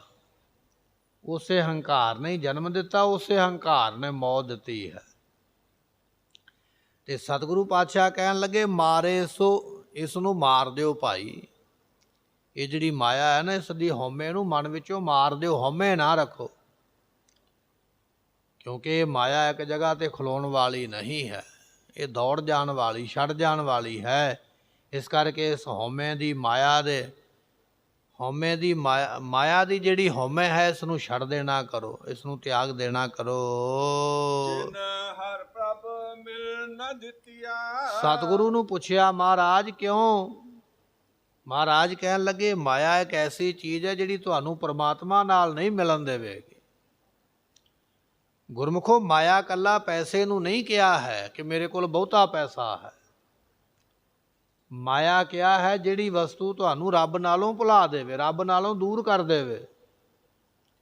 ਭਾਵੇਂ ਉਹ ਚੰਗਾ ਸੋਹਣਾ ਘਰ ਹੋਵੇ, ਭਾਵੇਂ ਉਹ ਚੰਗੀ ਸੋਹਣੀ ਕੋਈ ਮੋਟਰ ਗੱਡੀ ਹੋਵੇ, ਭਾਵੇਂ ਉਹ ਚੰਗਾ ਤੁਹਾਡੇ ਕੋਲ ਗੁਣ ਹੋਵੇ, ਭਾਵੇਂ ਉਹ ਚੰਗੀ ਤੁਹਾਡੀ ਕੋਈ ਪਹੁੰਚ ਹੋਵੇ, ਕੋਈ ਵੀ ਇਹੋ ਜਿਹੀ ਵਸਤੂ ਜਿਹੜੀ ਰੱਬ ਨਾਲੋਂ ਦੂਰ ਕਰੇ, ਉਸ ਨੂੰ ਮਾਇਆ ਲਿਖਿਆ ਹੈ। ਇਕੱਲਾ ਪੈਸੇ ਨੂੰ ਮਾਇਆ ਨਹੀਂ ਕਿਹਾ ਹੈ। ਮਹਾਰਾਜ ਕਹਿਣ ਲੱਗੇ, ਜਿਨ ਹਰ ਪ੍ਰਭ ਮਿਲਣ ਨਾ ਦਿੱਤੀ ਆ। ਇਹ ਮਾਇਆ ਨੇ ਰੱਬ ਦੇ ਨਾਲ ਬੰਦੇ ਨੂੰ ਮਿਲਣ ਨਹੀਂ ਦਿੱਤਾ। ਜੇ ਰੱਬ ਦੇ ਨਾਲੋਂ ਵਿਛੋੜਿਆ ਹੈ ਤੇ ਮਾਇਆ ਨੇ ਵਿਛੋੜਿਆ। ਉਹ ਮਾਇਆ ਤੈਨੂੰ ਸਰੀਰ ਦਾ ਮਾਣ ਵੀ ਹੋ ਸਕਦਾ, ਇਹ ਵੀ ਮਾਇਆ ਹੈ। ਤੈਨੂੰ ਆਪਣੇ ਗੁਣ ਦਾ ਮਾਣ ਹੋ ਸਕਦਾ, ਇਹ ਵੀ ਮਾਇਆ ਹੈ। ਤੈਨੂੰ ਆਪਣੇ ਵੱਡੇ ਘਰ ਦਾ, ਵੱਡੀ ਹਵੇਲੀ ਦਾ ਮਾਣ ਹੋ ਸਕਦਾ, ਇਹ ਵੀ ਮਾਇਆ ਹੈ। ਤੇਰੀ ਸਰਕਾਰੇ ਦਰਬਾਰੇ ਕਿੰਨੀ ਪਹੁੰਚ ਹੈ, ਕਿੱਥੋਂ ਤੱਕ ਤੇਰੀ ਗੱਲ ਮੰਨੀ ਜਾਂਦੀ ਹੈ, ਇਹ ਵੀ ਮਾਇਆ ਹੈ। ਤੂੰ ਕਿੰਨਾ ਸੋਹਣਾ ਜਵਾਨ ਹੈ, ਇਹ ਵੀ ਮਾਇਆ ਹੈ। ਜੇ ਇਹਨਾਂ ਗੱਲਾਂ ਕਰਕੇ ਰੱਬ ਭੁੱਲਿਆ ਹੈ, ਇਹ ਸਾਰੀਆਂ ਵਸਤੂਆਂ ਮਾਇਆ ਦਾ ਹੀ ਇੱਕ ਰੂਪ ਹਨ, ਜਿਹੜੀਆਂ ਤੈਨੂੰ ਪਰਮਾਤਮਾ ਨਾਲ ਮਿਲਣ ਨਹੀਂ ਦਿੰਦੀਆਂ ਹਨ, ਜਿਹੜੀਆਂ ਤੈਨੂੰ ਪਰਮਾਤਮਾ ਤੋਂ ਦੂਰ ਲੈ ਕੇ ਜਾ ਰਹੀਆਂ ਹਨ। ਐਸੀ ਇਹ ਮਾਇਆ ਲੱਗੀ ਹੋਈ ਹੈ ਜਿਹੜੀ ਜੀਵਾਂ ਨੂੰ ਆਪਣੇ ਤੋਂ ਦੂਰ ਕਰ ਦਿੰਦੀ ਹੈ। ਇਹ ਕੰਚਨ ਵੇ ਵੰਨੀਆਂ। ਸਤਿਗੁਰੂ ਪਾਤਸ਼ਾਹ ਕਹਿਣ ਲੱਗੇ, ਵੇ ਤੋਂ ਭਾਵ ਹੈ, ਹੇ ਭਾਈ, ਇਹ ਜਿਹੜੀ ਮਨੁੱਖਾ ਦੇਹ ਹੈ ਨਾ, ਇਹ ਸੋਨੇ ਦੇ ਰੰਗ ਵਰਗੀ ਹੈ ਬੜੀ ਇਹ ਕੀਮਤੀ ਮਨੁੱਖਾ ਦੇਹ। ਜਿਵੇਂ ਸੋਨਾ ਬੜਾ ਕੀਮਤੀ ਹੁੰਦਾ ਨਾ, ਸੋਨੇ ਨੂੰ ਬੜਾ ਮਹਿੰਗੇ ਮੁੱਲ ਵਾਲਾ ਮੰਨਿਆ ਹੈ, ਕੀਮਤੀ ਮੰਨਿਆ ਹੈ। ਬਾਜ਼ਾਰ ਦੇ ਵਿੱਚੋਂ ਰੇਹੜੀਆਂ ਤੋਂ ਸੋਨਾ ਨਹੀਂ ਮਿਲੇਗਾ, ਰੇਹੜੀਆਂ ਤੋਂ ਸਬਜ਼ੀ ਮਿਲੇਗੀ। ਸੋਨਾ ਸੁਨਿਆਰ ਕੋਲੋਂ ਮਿਲੇਗਾ, ਉਹਦੇ ਹੱਟ 'ਤੇ ਜਾ ਕੇ। ਸੋਨਾ ਮਹਿੰਗਾ ਹੈ। ਮਹਾਰਾਜ ਕਹਿਣ ਲੱਗੇ, ਜਿਵੇਂ ਸੋਨਾ ਮਹਿੰਗਾ ਤੇ ਸੁਨਹਿਰੀ ਹੈ, ਇਸੇ ਤਰ੍ਹਾਂ ਇਹ ਤੇਰੀ ਮਨੁੱਖਾ ਦੇਹ ਜਿਹੜੀ ਹੈ ਨਾ, ਇਹ ਵੀ ਮਹਿੰਗੇ ਮੁੱਲ ਵਾਲੀ, ਇਹਦਾ ਰੰਗ ਵੀ ਸੁਨਹਿਰੀ ਸੋਨੇ ਵਰਗਾ ਹੀ ਹੈ। ਇਹ ਜਿਹੜੀ ਤੇਰੀ ਦੇਹ ਹੈ, ਸਰੀਰ, ਇਹ ਕੰਚਨ ਕਹੀਏ ਸੋਨੇ ਵੰਨੀ ਹੈ, ਸੋਨੇ ਰੰਗੀ ਹੈ। ਐਸਾ ਇਸ ਦਾ ਸੋਹਣਾ ਰੰਗ ਹੈ। ਪਰ ਇਸ ਹਉਮੈ ਨੇ ਸਰੀਰ ਨੂੰ ਮਾਰ ਕੇ ਬਗੁਤੀਆ ਕਹੀਏ ਖਰਾਬ ਕੀਤਾ ਹੈ। ਹਉਮੈ ਦੇ ਵਿੱਚ ਰਿਹਾ, ਨਾਮ ਨਹੀਂ ਜਪਿਆ, ਫਿਰ ਮਰੇਗਾ। ਤੇ ਬਗੁਤੀਆ ਕਹੀਏ ਫਿਰ ਖਰਾਬ ਹੋਵੇਗਾ। ਕਦੇ ਕਿਸੇ ਜਨਮ ਦੇ ਵਿੱਚ, ਕਦੇ ਕਿਸੇ ਜਨਮ ਦੇ ਵਿੱਚ ਮਾਰ ਪਵੇਗੀ, ਜਮਾਂ ਦੀ ਮਾਰ ਖਾਵੇਗਾ। ਇਹ ਦੇਹ ਹੈ ਤੇ ਬੜੀ ਸੋਹਣੀ, ਸੋਨੇ ਵਰਗੀ ਹੈ, ਬੜੀ ਮਹਿੰਗੇ ਮੁੱਲ ਵਾਲੀ ਸੋਨੇ ਦੇ ਵਾਂਗ। ਪਰ ਇਸ ਹਉਮੈ ਨੇ ਇਸ ਸੋਹਣੀ ਤੇ ਸੋਨੇ ਵਰਗੀ ਦੇਹ, ਮਹਿੰਗੀ ਦੇਹ ਨੂੰ ਮਾਰ ਕੇ ਬਗੁਤੀਆ ਕਹੀਏ ਖਰਾਬ ਕਰ ਦਿੱਤਾ ਹੈ। ਐਸੀ ਇਹ ਪਾਪਣ ਮਾਇਆ ਹੈ। ਮੋਹ ਮਾਇਆ ਵੇ ਸਭ ਕਾਲਖਾ। ਹੇ ਭਾਈ, ਇਹ ਜਿਹੜਾ ਮਾਇਆ ਦਾ ਮੋਹ ਹੈ ਨਾ, ਸਾਰਾ ਕਾਲਖ ਰੂਪ ਹੀ ਹੈ। ਇਹ ਕਾਲਖ ਹੀ ਲੱਗਦੀ ਹੈ ਮਾਇਆ ਦੇ ਨਾਲ, ਕੋਈ ਨਾ ਕੋਈ ਦਾਗ ਹੀ ਲੱਗਦਾ ਆ ਕੇ। ਧੰਨ ਗੁਰੂ ਅੰਗਦ ਦੇਵ ਮਹਾਰਾਜ ਜੀਆਂ ਦੇ ਵੱਡੇ ਪੁੱਤਰ ਨੇ ਬਾਬਾ ਦਾਤੂ ਜੀ, ਔਰ ਗੁਰੂ ਘਰ ਦੀ ਸਾਰੀ ਜ਼ਿੰਮੇਵਾਰੀ ਇਹਨਾਂ ਦੇ ਕੋਲ ਹੈ। ਕਿੰਨੀ ਮਾਇਆ ਆਉਂਦੀ ਹੈ, ਕਿੰਨੀ ਮਾਇਆ ਖਰਚਣੀ ਹੈ, ਕਿਹਨੂੰ ਕੀ ਦੇਣਾ, ਕਿਹਦੇ ਤੋਂ ਕੀ ਲੈਣਾ, ਸਾਰਾ ਪ੍ਰਬੰਧ ਬਾਬਾ ਦਾਤੂ ਜੀ ਦੇ ਕੋਲ ਹੈ। ਇੱਕ ਦਿਨ ਕਿਤੇ ਸਮਾਂ ਮਿਲਿਆ ਤੇ ਪੈਸਾ ਗਿਣਦੇ ਪਏ, ਸਿੱਕੇ ਨੋਟ ਜੋ ਵੀ ਹੈ ਨਾ ਗਿਣਦੇ ਪਏ। ਗਿਣਦਿਆਂ ਬੜਾ ਟਾਈਮ ਲੱਗ ਗਿਆ, ਉਹ ਕਿਤੇ ਮਾਇਆ ਜਿਹੜੀ ਨਾ ਉਹਦੀ ਕਾਲਖ ਹੱਥਾਂ ਨੂੰ ਲੱਗ ਗਈ, ਪੋਟੇ ਕਾਲੇ ਹੋ ਗਏ ਤੇ ਮੂੰਹ ਤੇ ਖਾਰਸ਼ ਹੋਈ, ਤੇ ਮੂੰਹ ਤੇ ਜਦੋਂ ਖੁਰਕਿਆ ਉਹ ਹੱਥਾਂ ਦੇ ਪੋਟਿਆਂ ਦੀ ਮੈਲ ਮੂੰਹ ਤੇ ਵੀ ਲੱਗ ਗਈ, ਦਾਗ ਪੈ ਗਏ। ਇਹਨੇ ਚਿਰ ਨੂੰ ਗੁਰੂ ਅੰਗਦ ਸਾਹਿਬ ਨੇ ਬੁਲਾ ਲਿਆ। ਕਹਿਣ ਲੱਗੇ ਜਾਓ ਸਾਡੇ ਪੁੱਤਰ ਨੂੰ ਬੁਲਾ ਕੇ ਲਿਆਓ, ਕੋਈ ਕੰਮ ਹੈ। ਜਦੋਂ ਬਾਬਾ ਦਾਤੂ ਜੀ ਪਹੁੰਚੇ, ਗੁਰੂ ਅੰਗਦ ਸਾਹਿਬ ਦੇ ਕੋਲ ਮੱਥਾ ਟੇਕਿਆ, ਬੇਨਤੀ ਕੀਤੀ ਮਹਾਰਾਜ ਹੁਕਮ ਕਰੋ। ਸਤਿਗੁਰਾਂ ਨੇ ਵੇਖਿਆ ਮੂੰਹ ਤੇ ਕਾਲਖ ਲੱਗੀ ਹੋਈ ਹੈ, ਕਾਲੀ ਸ਼ਿਆਈ ਕਾਲਖ ਲੱਗੀ ਹੋਈ ਹੈ। ਪੁੱਛਿਆ, ਕਹਿਣ ਲੱਗੇ ਬਾਬਾ ਦਾਤੂ ਜੀ ਇਹ ਕਾਲਖ ਕਿੱਥੋਂ ਲਵਾਈ ਹੈ? ਤੇ ਬਾਬਾ ਦਾਤੂ ਜੀ ਨੇ ਸੋਚਿਆ ਤੇ ਚੇਤਾ ਆ ਗਿਆ। ਕਹਿਣ ਲੱਗੇ ਜੀ ਮੈਂ ਪੈਸੇ ਗਿਣਦਾ ਪਿਆ, ਮਾਇਆ ਗਿਣਦਾ ਪਿਆ ਸੀ। ਮਾਇਆ ਗਿਣਦਿਆਂ ਪੋਟਿਆਂ ਨੂੰ ਲੱਗੀ ਮੈਲ, ਤੇ ਉਹ ਮੈਂ ਮੂੰਹ ਤੇ ਖੁਰਕਿਆ ਹੈ ਤੇ ਮੇਰੇ ਮੂੰਹ ਤੇ ਉਹੀ ਮਾਇਆ ਦੀ ਮੈਲ ਲੱਗੀ ਹੈ। ਤੁਸੀਂ ਬੁਲਾ ਲਿਆ, ਮੈਂ ਸਿੱਧਾ ਤੁਹਾਡੇ ਕੋਲ ਆ ਗਿਆ। ਸਤਿਗੁਰੂ ਬਚਨ ਸੁਣ ਕੇ ਹੱਸ ਪਏ। ਕਹਿਣ ਲੱਗੇ ਬਾਬਾ ਦਾਤੂ ਜੀ ਇਹ ਮਾਇਆ ਜਿਹੜੀ ਹੈ ਨਾ ਲੋਕ ਪਰਲੋਕ ਵਿੱਚ ਮੂੰਹ ਹੀ ਕਾਲਾ ਕਰਵਾਉਂਦੀ ਹੈ। ਇੱਥੇ ਵੀ ਮੂੰਹ ਕਾਲਾ ਕਰਵਾ ਦਿੰਦੀ ਹੈ, ਪਰਲੋਕ ਦੇ ਵਿੱਚ ਵੀ ਕਰਵਾਉਂਦੀ ਹੈ। ਦੋਨਾਂ ਜਹਾਨਾਂ ਵਿੱਚ ਇਹ ਮੂੰਹ ਕਾਲਾ ਹੀ ਕਰਵਾਉਂਦੀ, ਐਸੀ ਮਾਇਆ ਹੈ। ਗੁਰਮੁਖੋ ਇਹ ਬਚਨ ਤੇ ਗੁਰੂ ਅੰਗਦ ਸਾਹਿਬ ਨੇ ਕਿਹਾ, ਪਰ ਬਾਬਾ ਦਾਤੂ ਜੀ ਇਸ ਬਚਨ ਨੂੰ ਸਮਝ ਨਹੀਂ ਸਕੇ ਵੀ ਮਹਾਰਾਜ ਨੇ ਇਸ਼ਾਰਾ ਕੀ ਕੀਤਾ ਹੈ। ਹੁਣ ਗੁਰਤਾ ਗੱਦੀ ਤੇ ਗੁਰੂ ਅਮਰਦਾਸ ਪਾਤਸ਼ਾਹ ਬੈਠ ਗਿਆ, ਗੋਇੰਦਵਾਲ ਚਲੇ ਗਏ। ਹੁਣ ਜਿਹੜੀ ਮਾਇਆ ਪਹਿਲਾਂ ਬਾਬਾ ਦਾਤੂ ਜੀ ਦੇ ਕੋਲ ਆਉਂਦੀ ਸੀ ਉਹ ਆਉਣੋਂ ਬੰਦ ਹੋ ਗਈ। ਉਹ ਮਾਇਆ ਤੇ ਸੰਗਤਾਂ ਗੋਇੰਦਵਾਲ ਚਲੇ ਗਈਆਂ, ਬਾਬਾ ਦਾਤੂ ਰਹਿ ਗਿਆ ਖਡੂਰ ਸਾਹਿਬ ਦੀ ਧਰਤੀ ਤੇ। ਨਾਲ ਦੇ ਸੰਗੀ ਸਾਥੀਆਂ ਨੇ ਚੁੱਕਣਾ ਦਿੱਤੀ, ਬਾਬਾ ਦਾਤੂ ਗੁਰਤਾ ਗੱਦੀ ਤੇ ਤੂੰ ਬੈਠਣਾ ਸੀ। ਇੱਕ ਪਾਸਿਓਂ ਬਜ਼ੁਰਗ ਆਇਆ, ਉਹ ਤੁਹਾਡੀ ਗੁਰਤਾ ਗੱਦੀ ਤੁਹਾਡਾ ਧਨ ਲੈ ਕੇ ਉਹ ਵੇਖੋ ਗੋਇੰਦਵਾਲ ਜਾ ਕੇ ਵੱਖਰਾ ਬੈਠ ਗਿਆ। ਬਾਬਾ ਦਾਤੂ ਜੀਆਂ ਨੂੰ ਬਚਨ ਚੇਤੇ ਨਹੀਂ ਆਇਆ ਵੀ ਪਿਤਾ ਨੇ ਆਖਿਆ ਸੀ ਵੀ ਮਾਇਆ ਲੋਕ ਪਰਲੋਕ ਵਿੱਚ ਮੂੰਹ ਕਾਲਾ ਕਰਾਉਂਦੀ ਹੈ। ਚੱਲ ਪਿਆ ਮਾਇਆ ਖੋਹਣ ਵਾਸਤੇ। ਗੁਰੂ ਅੰਗਦ ਸਾਹਿਬ ਜੀ ਨੂੰ ਜਾ ਕੇ ਮਾੜੇ ਬਚਨ ਵੀ ਬੋਲੇ। ਗੁਰੂ ਅੰਗਦ ਦੇਵ ਮਹਾਰਾਜ ਜੀਆਂ ਦੇ ਪੁੱਤਰ ਨੇ ਬਾਬਾ ਦਾਤੂ ਜੀਆਂ ਨੇ ਗੁਰੂ ਅਮਰਦਾਸ ਮਹਾਰਾਜ ਜੀਆਂ ਨੂੰ ਮਾੜੇ ਬਚਨ ਬੋਲੇ, ਔਰ ਨਾਲ ਹੀ ਇਹ ਗੱਲ ਕਹੀ ਵੀ ਗੋਇੰਦਵਾਲ ਛੱਡ ਕੇ ਚਲੇ ਜਾਓ, ਤੁਸੀਂ ਦਿਸਣੇ ਨਹੀਂ ਚਾਹੀਦੇ ਮੈਨੂੰ ਸਵੇਰੇ। ਗੁਰੂ ਅਮਰਦਾਸ ਪਾਤਸ਼ਾਹ ਕਹਿੰਦੇ ਠੀਕ ਹੈ। ਰਾਤ ਨੂੰ ਹੀ ਮਹਾਰਾਜ ਜਦੋਂ ਸੰਗਤ ਸੌਂ ਗਈ ਨਾ ਸਾਰੀ, ਸਤਿਗੁਰੂ ਘੋੜੇ ਤੇ ਚੜੇ ਤੇ ਚਲੇ ਗਏ, ਗੋਇੰਦਵਾਲ ਛੱਡ ਗਏ। ਅਗਲੇ ਦਿਨ ਦੀ ਸਵੇਰ ਹੋਈ, ਸੰਗਤਾਂ ਨੇ ਵੇਖਿਆ ਵੀ ਗੁਰੂ ਪਾਤਸ਼ਾਹ ਤੇ ਹੈ ਨਹੀਂ। ਕੀ ਵੇਖਦੇ ਪਏ? ਜਿੱਥੇ ਗੁਰੂ ਅਮਰਦਾਸ ਪਾਤਸ਼ਾਹ ਬੈਠਦੇ ਉੱਥੇ ਬਾਬਾ ਦਾਤੂ ਜੀ ਬੈਠੇ ਹੋਏ ਗੁਰਤਾ ਗੱਦੀ ਦੇ ਉੱਪਰ ਜਾ ਕੇ ਬੈਠ ਗਏ। ਦੀਵਾਨ ਸਜਾ ਲਿਆ ਵੀ ਹੁਣ ਸੰਗਤ ਆਵੇਗੀ ਮੈਨੂੰ ਮੱਥਾ ਟੇਕੇਗੀ, ਮੈਂ ਗੁਰੂ ਬਣ ਗਿਆ। ਤੇ ਗੁਰਮੁਖੋ ਸੰਗਤ ਮਹਾਰਾਜ ਦੀ ਬੜੀ ਸੂਝਵਾਨ ਹੈ, ਬੜੀ ਸਿਆਣੀ ਹੈ। ਜੋ ਸੰਗਤ ਨੇ ਵੇਖਿਆ ਵੀ ਇਹ ਬੈਠਾ, ਦੀਵਾਨ ਦੇ ਵਿੱਚੋਂ ਸਾਰੇ ਹੀ ਉੱਠ ਕੇ ਬਾਹਰ ਚਲੇ ਗਏ। ਕੋਈ ਨਹੀਂ ਆਇਆ, ਨਾ ਕਿਸੇ ਮੱਥਾ ਟੇਕਿਆ, ਨਮਸਕਾਰ ਨਹੀਂ ਹੋਈ, ਨਾ ਕਿਸੇ ਨੇ ਮਾਇਆ ਦਿੱਤੀ। 2-4 ਦਿਨ ਬੈਠਾ ਰਿਹਾ ਗੋਇੰਦਵਾਲ। ਸੰਗਤਾਂ ਨੂੰ ਤਾੜਦਾ ਵੀ ਹੈ, ਡਰਾਉਂਦਾ ਵੀ ਹੈ, ਮੈਂ ਗੁਰੂ ਹਾਂ, ਮੈਨੂੰ ਨਮਸਕਾਰਾਂ ਕਰੋ। ਕੋਈ ਨਹੀਂ ਆਇਆ। ਜਦੋਂ ਵੇਖਿਆ ਨਾ ਵੀ 2-4 ਦਿਨ ਮੈਨੂੰ ਤਾਂ ਕਿਸੇ ਨੇ ਮੰਨਿਆ ਹੀ ਨਹੀਂ, ਮਨ ਵਿੱਚ ਸੋਚਿਆ ਵੀ ਗੁਰੂ ਤੇ ਇਹਨਾਂ ਨੇ ਮੈਨੂੰ ਨਹੀਂ ਮੰਨਣਾ ਹੈ। ਪਰ ਜਿਹੜੀ ਮਾਇਆ ਗੁਰੂ ਅਮਰਦਾਸ ਮਹਾਰਾਜ ਦੇ ਕੋਲ ਜਮ੍ਹਾਂ ਹੋਈ ਨਾ, ਉਹ ਮੈਂ ਚੁੱਕ ਕੇ ਲੈ ਜਾਵਾਂ। ਮਾਇਆ ਨੂੰ ਬੋਰਿਆਂ ਵਿੱਚ ਪਾ ਲਿਆ। ਇੰਨੀ ਮਾਇਆ ਸੀ ਗੋਇੰਦਵਾਲ ਦੇ ਵਿੱਚ ਵੀ ਬੋਰੇ ਭਰ ਲੈ। ਬੋਰੇ ਭਰ ਕੇ ਮਾਇਆ ਦੇ ਖੱਚਰਾਂ ਮੰਗਾ ਲਈਆਂ, ਖੱਚਰਾਂ ਦੇ ਉੱਪਰ ਬੋਰੇ ਲੱਦ ਲੈ, ਇਹ ਮੈਂ ਆਪਣੇ ਘਰ ਲੈ ਕੇ ਜਾਵਾਂਗਾ। ਗੁਰਮੁਖੋ ਕਿਸਮਤ ਮਾੜੀ ਹੋਵੇ ਤੇ ਦਾਗ ਲੱਗਣਾ ਹੋਵੇ ਤੇ ਪ੍ਰਮਾਤਮਾ ਮੱਤ ਤੇ ਪਰਦਾ ਪਾ ਦਿੰਦਾ ਹੈ। ਜਦੋਂ ਗੋਇੰਦਵਾਲ ਦੇ ਵਿੱਚੋਂ ਤੁਰਨ ਲੱਗਾ ਤੇ ਸ਼ਾਮ ਦਾ ਟਾਈਮ ਹੋ ਗਿਆ, 4-5 ਵੱਜ ਗਏ। ਤੇ ਮਨ ਵਿੱਚ ਇਹ ਨਹੀਂ ਸੋਚਿਆ ਵੀ ਰਾਤ ਪੈਣ ਵਾਲੀ ਹੈ, ਮੈਨੂੰ ਕੋਈ ਲੁੱਟ ਹੀ ਲਵੇਗਾ। ਕੋਈ ਗੱਲ ਨਹੀਂ, ਮੇਰਾ ਹੀ ਇਲਾਕਾ ਹੈ, ਮੈਂ ਇਸ ਇਲਾਕੇ ਦਾ ਬੜਾ ਮੋਹਤਬਾਰ ਬੰਦਾ ਹਾਂ। ਖੱਚਰਾਂ ਨਾਲ ਲੈ ਕੇ ਭਰੀਆਂ ਬੋਰੀਆਂ ਰੱਖ ਕੇ ਚੱਲਿਆ। ਗੋਇੰਦਵਾਲ ਤੋਂ ਖਡੂਰ ਸਾਹਿਬ ਕੋਈ 7-8 ਕਿਲੋਮੀਟਰ ਦਾ ਹੀ ਫੈਸਲਾ ਹੈ, ਕੋਈ ਬਹੁਤਾ ਦੂਰ ਨਹੀਂ ਹੈ। ਪਰ ਖਡੂਰ ਸਾਹਿਬ ਪਹੁੰਚ ਨਹੀਂ ਸਕਿਆ, ਰਸਤੇ ਵਿੱਚ ਹੀ ਚੋਰਾਂ ਨੇ ਲੁੱਟ ਲਿਆ। ਚੋਰ ਪੈ ਗਏ, ਉਸ ਵੇਲੇ ਜੰਗਲ ਦਾ ਹੀ ਸਾਰਾ ਇਲਾਕਾ ਸੀ, ਬੀਆਬਾਨ। ਚੋਰਾਂ ਨੇ ਲੁੱਟ ਲਿਆ। ਉਹ ਜਿਹੜੀ ਮਾਇਆ ਬੋਰੀਆਂ ਵਿੱਚ ਪਾ ਕੇ ਲੈਂਦਾ, ਉਹ ਚੋਰ ਚੁੱਕ ਕੇ ਲੈ ਗਏ, ਨਾਲੇ ਕੁਝ ਮਾੜਾ ਮੋਟਾ ਕੁੱਟਿਆ ਮਾਰਿਆ ਵੀ। ਖਡੂਰ ਸਾਹਿਬ ਪਹੁੰਚਾ ਤੇ ਖਾਲੀ ਹੱਥੀਂ ਪਹੁੰਚਾ। ਕਾਲਖ ਵੀ ਲਵਾ ਲਈ, ਦਾਗ ਵੀ ਲਵਾ ਲਿਆ, ਸੰਗਤਾਂ ਵਿੱਚ ਮਾੜਾ ਵੀ ਪੈ ਗਿਆ, ਗੁਰੂ ਅੰਗਦ ਸਾਹਿਬ ਦਾ ਨਰਾਦਰ ਵੀ ਕਰ ਦਿੱਤਾ। ਪਰ ਜਿਹੜੀ ਮਾਇਆ ਵਾਸਤੇ ਕੀਤਾ, ਉਹ ਮਾਇਆ ਨਾਲ ਫਿਰ ਵੀ ਨਹੀਂ ਗਈ, ਉਹ ਚੋਰਾਂ ਦੇ ਹੱਥ ਚੜ੍ਹ ਗਈ। ਮਹਾਰਾਜ ਨੇ ਆਖਿਆ ਸੀ, ਬਾਬਾ ਦਾਤੂ ਜੀ, ਮਾਇਆ ਲੋਕ ਪਰਲੋਕ ਦੇ ਵਿੱਚ ਮੂੰਹ ਕਾਲਾ ਕਰਵਾਉਂਦੀ ਹੈ। ਪਰ ਉਸ ਬਚਨ ਦੇ ਇਸ਼ਾਰੇ ਨੂੰ ਸਮਝਿਆ ਨਹੀਂ, ਵਾਕਿਆ ਹੀ ਕਾਲਖ ਲੱਗ ਗਈ। ਸਤਿਗੁਰੂ ਬਚਨ ਕਰਦੇ, ਮਾਇਆ ਮੋਹ ਵੇ ਸਭ ਕਾਲਖਾ। ਇਹ ਜਿਹੜਾ ਮਾਇਆ ਦਾ ਮੋਹ ਹੈ, ਇਹ ਭਾਈ ਸਭ ਕਾਲਖ ਰੂਪ, ਦਾਗ ਰੂਪ ਹੈ। ਦਾਗ ਲੱਗਦਾ ਅੱਜ ਨਹੀਂ ਤੇ ਕੱਲ ਲੱਗ ਜਾਂਦਾ ਹੈ। ਮਨਮੁਖ ਮੂੜ ਸੰਜੁਤੀਆ। ਇਸ ਮਨਮੁਖ ਬੰਦੇ ਨੇ, ਮੂਰਖ ਬੰਦੇ ਨੇ ਇਸ ਮਾਇਆ ਦੇ ਨਾਲ ਆਪਣੇ ਮਨ ਨੂੰ ਜੋੜਿਆ ਹੋਇਆ ਹੈ। ਜਿੰਨਾ ਮਰਜ਼ੀ ਸਮਝਾ ਲਈਏ, ਕਹਿ ਲਈਏ, ਇਸ ਮੋਹ ਤੋਂ ਇਹ ਬਚ ਨਹੀਂ ਸਕਦਾ ਹੈ। ਜੁੜ ਗਿਆ ਮਨ ਇਹਦਾ ਇਸ ਮੋਹ ਦੇ ਨਾਲ, ਫਿਰ ਬਖਸ਼ਿਸ਼ ਕਰਦੇ ਹਨ।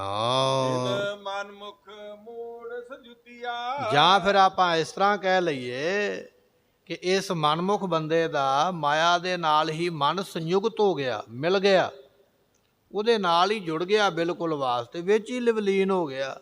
ਐਸੀ ਹਾਲਤ ਹੋਈ ਹੈ, ਫਿਰ ਬਖਸ਼ਿਸ਼ ਕਰਦੇ ਹਨ। ਮਨਮੁਖ ਮੂੜ ਸੰਜੁਤੀਆ। ਤੀਸਰਾ ਅਰਥ ਮਹਾਰਾਜ ਨੇ ਬਖਸ਼ਿਸ਼ ਇਹ ਕੀਤਾ ਕਿ ਇਹ ਜਿਹੜਾ ਮਨਮੁਖ ਬੰਦਾ ਹੈ ਨਾ, ਇਹ ਮਾਇਆ ਦੇ ਮੂੰਹ ਵਿੱਚ ਪੈਣ ਕਰਕੇ ਸੋ ਜੁੱਤੀਆਂ, ਇਹ ਜੁੱਤੀਆਂ ਖਾਂਦਾ ਹੈ, ਲੋਕਾਂ ਦੇ ਕੋਲੋਂ ਵੀ ਖਾਂਦਾ, ਇੱਥੋਂ ਵੀ ਜੁੱਤੀਆਂ ਪੈਂਦੀਆਂ ਤੇ ਪਰਲੋਕ ਦੇ ਵਿੱਚ ਤੇ ਪੈਣਗੀਆਂ।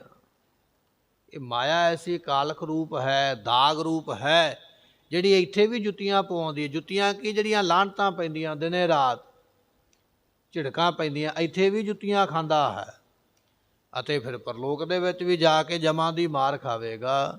ਐਸੀ ਹਾਲਤ ਹੁੰਦੀ ਹੈ। ਨਾਨਕ ਗੁਰਮੁਖ ਉਬਰੇ। ਮਹਾਰਾਜ ਕਹਿਣ ਲੱਗੇ, ਜਿਹੜੇ ਗੁਰਮੁਖ ਨੇ ਉਬਰੇ ਕਹੀਏ ਬਚ ਗਏ ਹਨ। ਗੁਰ ਸ਼ਬਦੀ ਹਉਮੈ ਛੁੱਟੀਆ। ਜਿਨ੍ਹਾਂ ਦੀ ਗੁਰੂ ਉਪਦੇਸ਼ ਦੇ ਨਾਲ ਹਉਮੈ ਛੁੱਟੀ, ਬਚੇ ਉਹ ਨੇ। ਗੁਰੂ ਪਾਤਸ਼ਾਹ ਕਹਿਣ ਲੱਗੇ, ਜਿਨ੍ਹਾਂ ਨੇ ਮੁਖੀ ਗੁਰਾਂ ਨੂੰ ਗੁਰੂ ਬਣਾ ਕੇ ਉਪਦੇਸ਼ ਕਮਾਇਆ ਹੈ, ਜਿਨ੍ਹਾਂ ਦੀ ਹਉਮੈ ਛੁੱਟ ਗਈ ਹੈ, ਛੁੱਟੇ ਉਹ ਨੇ ਸੰਸਾਰ ਵਿੱਚੋਂ। ਜਿਹਨੇ ਹਉਮੈ ਨੂੰ ਨਹੀਂ ਛੱਡਿਆ, ਉਹ ਬਚਿਆ ਨਹੀਂ ਹੈ। ਵਸਾਣੇ ਵੇ ਜਨ ਇਸ ਮਨ ਕੋ। ਸਤਿਗੁਰੂ ਪਾਤਸ਼ਾਹ ਕਹਿਣ ਲੱਗੇ, ਹੇ ਭਾਈ, ਇਸ ਮਨ ਨੂੰ ਵਸ ਵਿੱਚ ਲਿਆਉਣਾ ਕਰੋ। ਮਨ ਪਾਸੇ ਜੋ ਨਿਤ ਪਾਉਂਦਿਆ। ਕਿਉਂਕਿ ਇਹ ਮਨ ਜਿਹੜਾ ਹੈ ਨਾ, ਬਾਸੇ ਨਾਮ ਗੁਰਮੁਖੋ ਬਾਜ ਦਾ ਹੈ। ਜਿਵੇਂ ਬਾਜ ਆਕਾਸ਼ ਦੇ ਵਿੱਚ ਉੱਡਦਾ ਨਾ, ਚਾਰ ਚੁਫੇਰੇ, ਬੜੀ ਉੱਚੀ ਉਡਾਰੀ ਲੈਂਦਾ ਹੈ।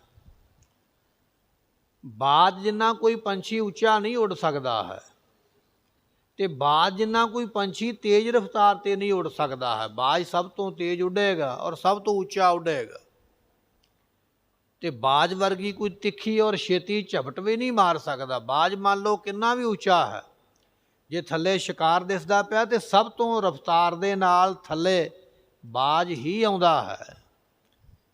ਐਸਾ ਬਾਜ ਵਿੱਚ ਗੁਣ ਹੈ, ਸਭ ਤੋਂ ਥੱਲੇ ਡਿੱਗਣਾ, ਉੱਪਰ ਉਚਾਈ ਤੋਂ। ਇੰਨੀ ਰਫ਼ਤਾਰ ਕਿਸੇ ਜਾਨਵਰ ਦੀ ਨਹੀਂ ਜਿੰਨੀ ਬਾਜ ਦੀ ਹੈ। ਆਕਾਸ਼ ਦੇ ਵਿੱਚ ਸਭ ਤੋਂ ਉੱਚਾ ਉੱਡਣਾ, ਇਹ ਬਾਜ ਹੀ ਉੱਡ ਸਕਦਾ, ਜਿੱਥੇ ਬਾਕੀ ਜੀਵਾਂ ਨੂੰ ਜਾਂ ਪੰਛੀਆਂ ਨੂੰ ਸਾਹ ਨਹੀਂ ਨਾ ਮਿਲਦਾ, ਸਾਹ ਲੈਣਾ ਔਖਾ ਹੋ ਜਾਂਦਾ ਹੈ, ਬਾਜ ਉਸ ਜਗ੍ਹਾ ਤੇ ਜਾ ਕੇ ਉੱਡਦਾ ਹੈ। ਔਰ ਬਾਜ ਦੀ ਰਫ਼ਤਾਰ ਬੜੀ ਤੇਜ਼ ਹੈ। ਮਹਾਰਾਜ ਕਹਿਣ ਲੱਗੇ, ਭਾਈ ਬਚਨ ਇਹ ਹੈ, ਇਹ ਜਿਹੜਾ ਤੇਰਾ ਮਨ ਹੈ ਬਾਜ ਵਰਗਾ ਹੈ। ਜਿਵੇਂ ਬਾਜ ਘੁੰਮਦਾ ਹੀ ਰਹਿੰਦਾ ਹਰ ਵੇਲੇ, ਤੇਰਾ ਮਨ ਵੀ ਹਰ ਵੇਲੇ ਘੁੰਮਦਾ ਰਹਿੰਦਾ ਹੈ। ਜਿਵੇਂ ਬਾਜ ਉਚਾਈ ਵਿੱਚ ਚਲੇ ਜਾਂਦਾ, ਤੇਰਾ ਮਨ ਵੀ ਹਉਮੈ ਦੀ ਉਚਾਈ ਵਿੱਚ ਚਲੇ ਜਾਂਦਾ ਹੈ। ਜਿਵੇਂ ਬਾਜ ਆਪਣੇ ਸ਼ਿਕਾਰ ਦੇ ਉੱਪਰ ਝਪਟ ਮਾਰਦਾ ਹੈ, ਐਸੇ ਤਰ੍ਹਾਂ ਤੇਰਾ ਮਨ ਵੀ ਦੂਜਿਆਂ ਦੇ ਪਦਾਰਥਾਂ ਦੇ ਉੱਪਰ ਝਪਟ ਮਾਰਨ ਵਾਸਤੇ ਤਿਆਰ ਹੀ ਰਹਿੰਦਾ ਹਰ ਵੇਲੇ। ਜਿਵੇਂ ਬਾਜ ਤੇਜ਼ ਉੱਡਦਾ ਹੈ, ਇਸੇ ਤਰ੍ਹਾਂ ਮਨ ਇਹ ਤੇਰਾ ਤੇਜ਼ ਭੱਜਦਾ ਹਰ ਵੇਲੇ ਪਦਾਰਥਾਂ ਲੈਣ ਵਾਸਤੇ, ਖੋਹਣ ਵਾਸਤੇ। ਬਸ ਆਣੈ ਵੇ ਜਾਨ ਇਸ ਮਨ ਕੋ। ਇਹ ਭਾਈ ਇਸ ਮਨ ਨੂੰ ਆਪਣੇ ਵਸ ਵਿੱਚ ਲਿਆਉਣਾ ਕਰੋ, ਕੰਟਰੋਲ ਵਿੱਚ ਲਿਆਉਣਾ ਕਰੋ। ਨਹੀਂ ਵਸ ਵਿੱਚ ਲੈ ਕੇ ਆਓਗੇ, ਮਨ ਬਾਸੇ ਜਿਉ ਨਿਤ ਭੌਂਦਿਆ। ਇਹ ਮਨ ਤੇਰਾ ਬਾਜ ਦੇ ਵਾਂਗ ਭੌਂਦਾ, ਹਰ ਵੇਲੇ ਘੁੰਮਦਾ ਪਿਆ, ਕਦੇ ਖਲੋਂਦਾ ਨਹੀਂ, ਟਿਕਦਾ ਨਹੀਂ ਹੈ। ਐਸਾ ਇਹ ਮਨ ਚੰਚਲ ਹੈ। ਦੁਖ ਰਹਿਣ ਵੇ ਵਿਹਾਣੀਆਂ, ਨਿਤ ਆਸਾ ਆਸ ਕਰੇਂਦਿਆ। ਨਿਤ ਆਸਾ ਹੀ ਆਸਾ ਕਰਦਿਆਂ, ਆਸਾ ਦੀ ਆਸ ਕਰਦਿਆਂ ਸਾਰੀ ਉਮਰਾਂ ਲੰਘ ਗਈ। ਅੱਜ ਇਹ ਕਰਾਂਗਾ, ਕੱਲ ਉਹ ਕਰਾਂਗਾ, ਪਰਸੋਂ ਇਸ ਤਰ੍ਹਾਂ ਕਰ ਲਵਾਂਗਾ।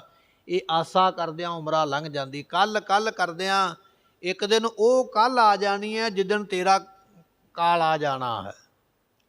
ਪਰ ਆਸਾ ਫਿਰ ਵੀ ਵਿੱਚੇ ਰਹਿ ਗਈ ਹੈ। ਆਸਾ ਕਰਦਿਆਂ ਆਸਾ ਵਿੱਚ ਜਿਉਂਦਿਆਂ ਉਮਰਾਂ ਖਤਮ ਹੋ ਗਈ।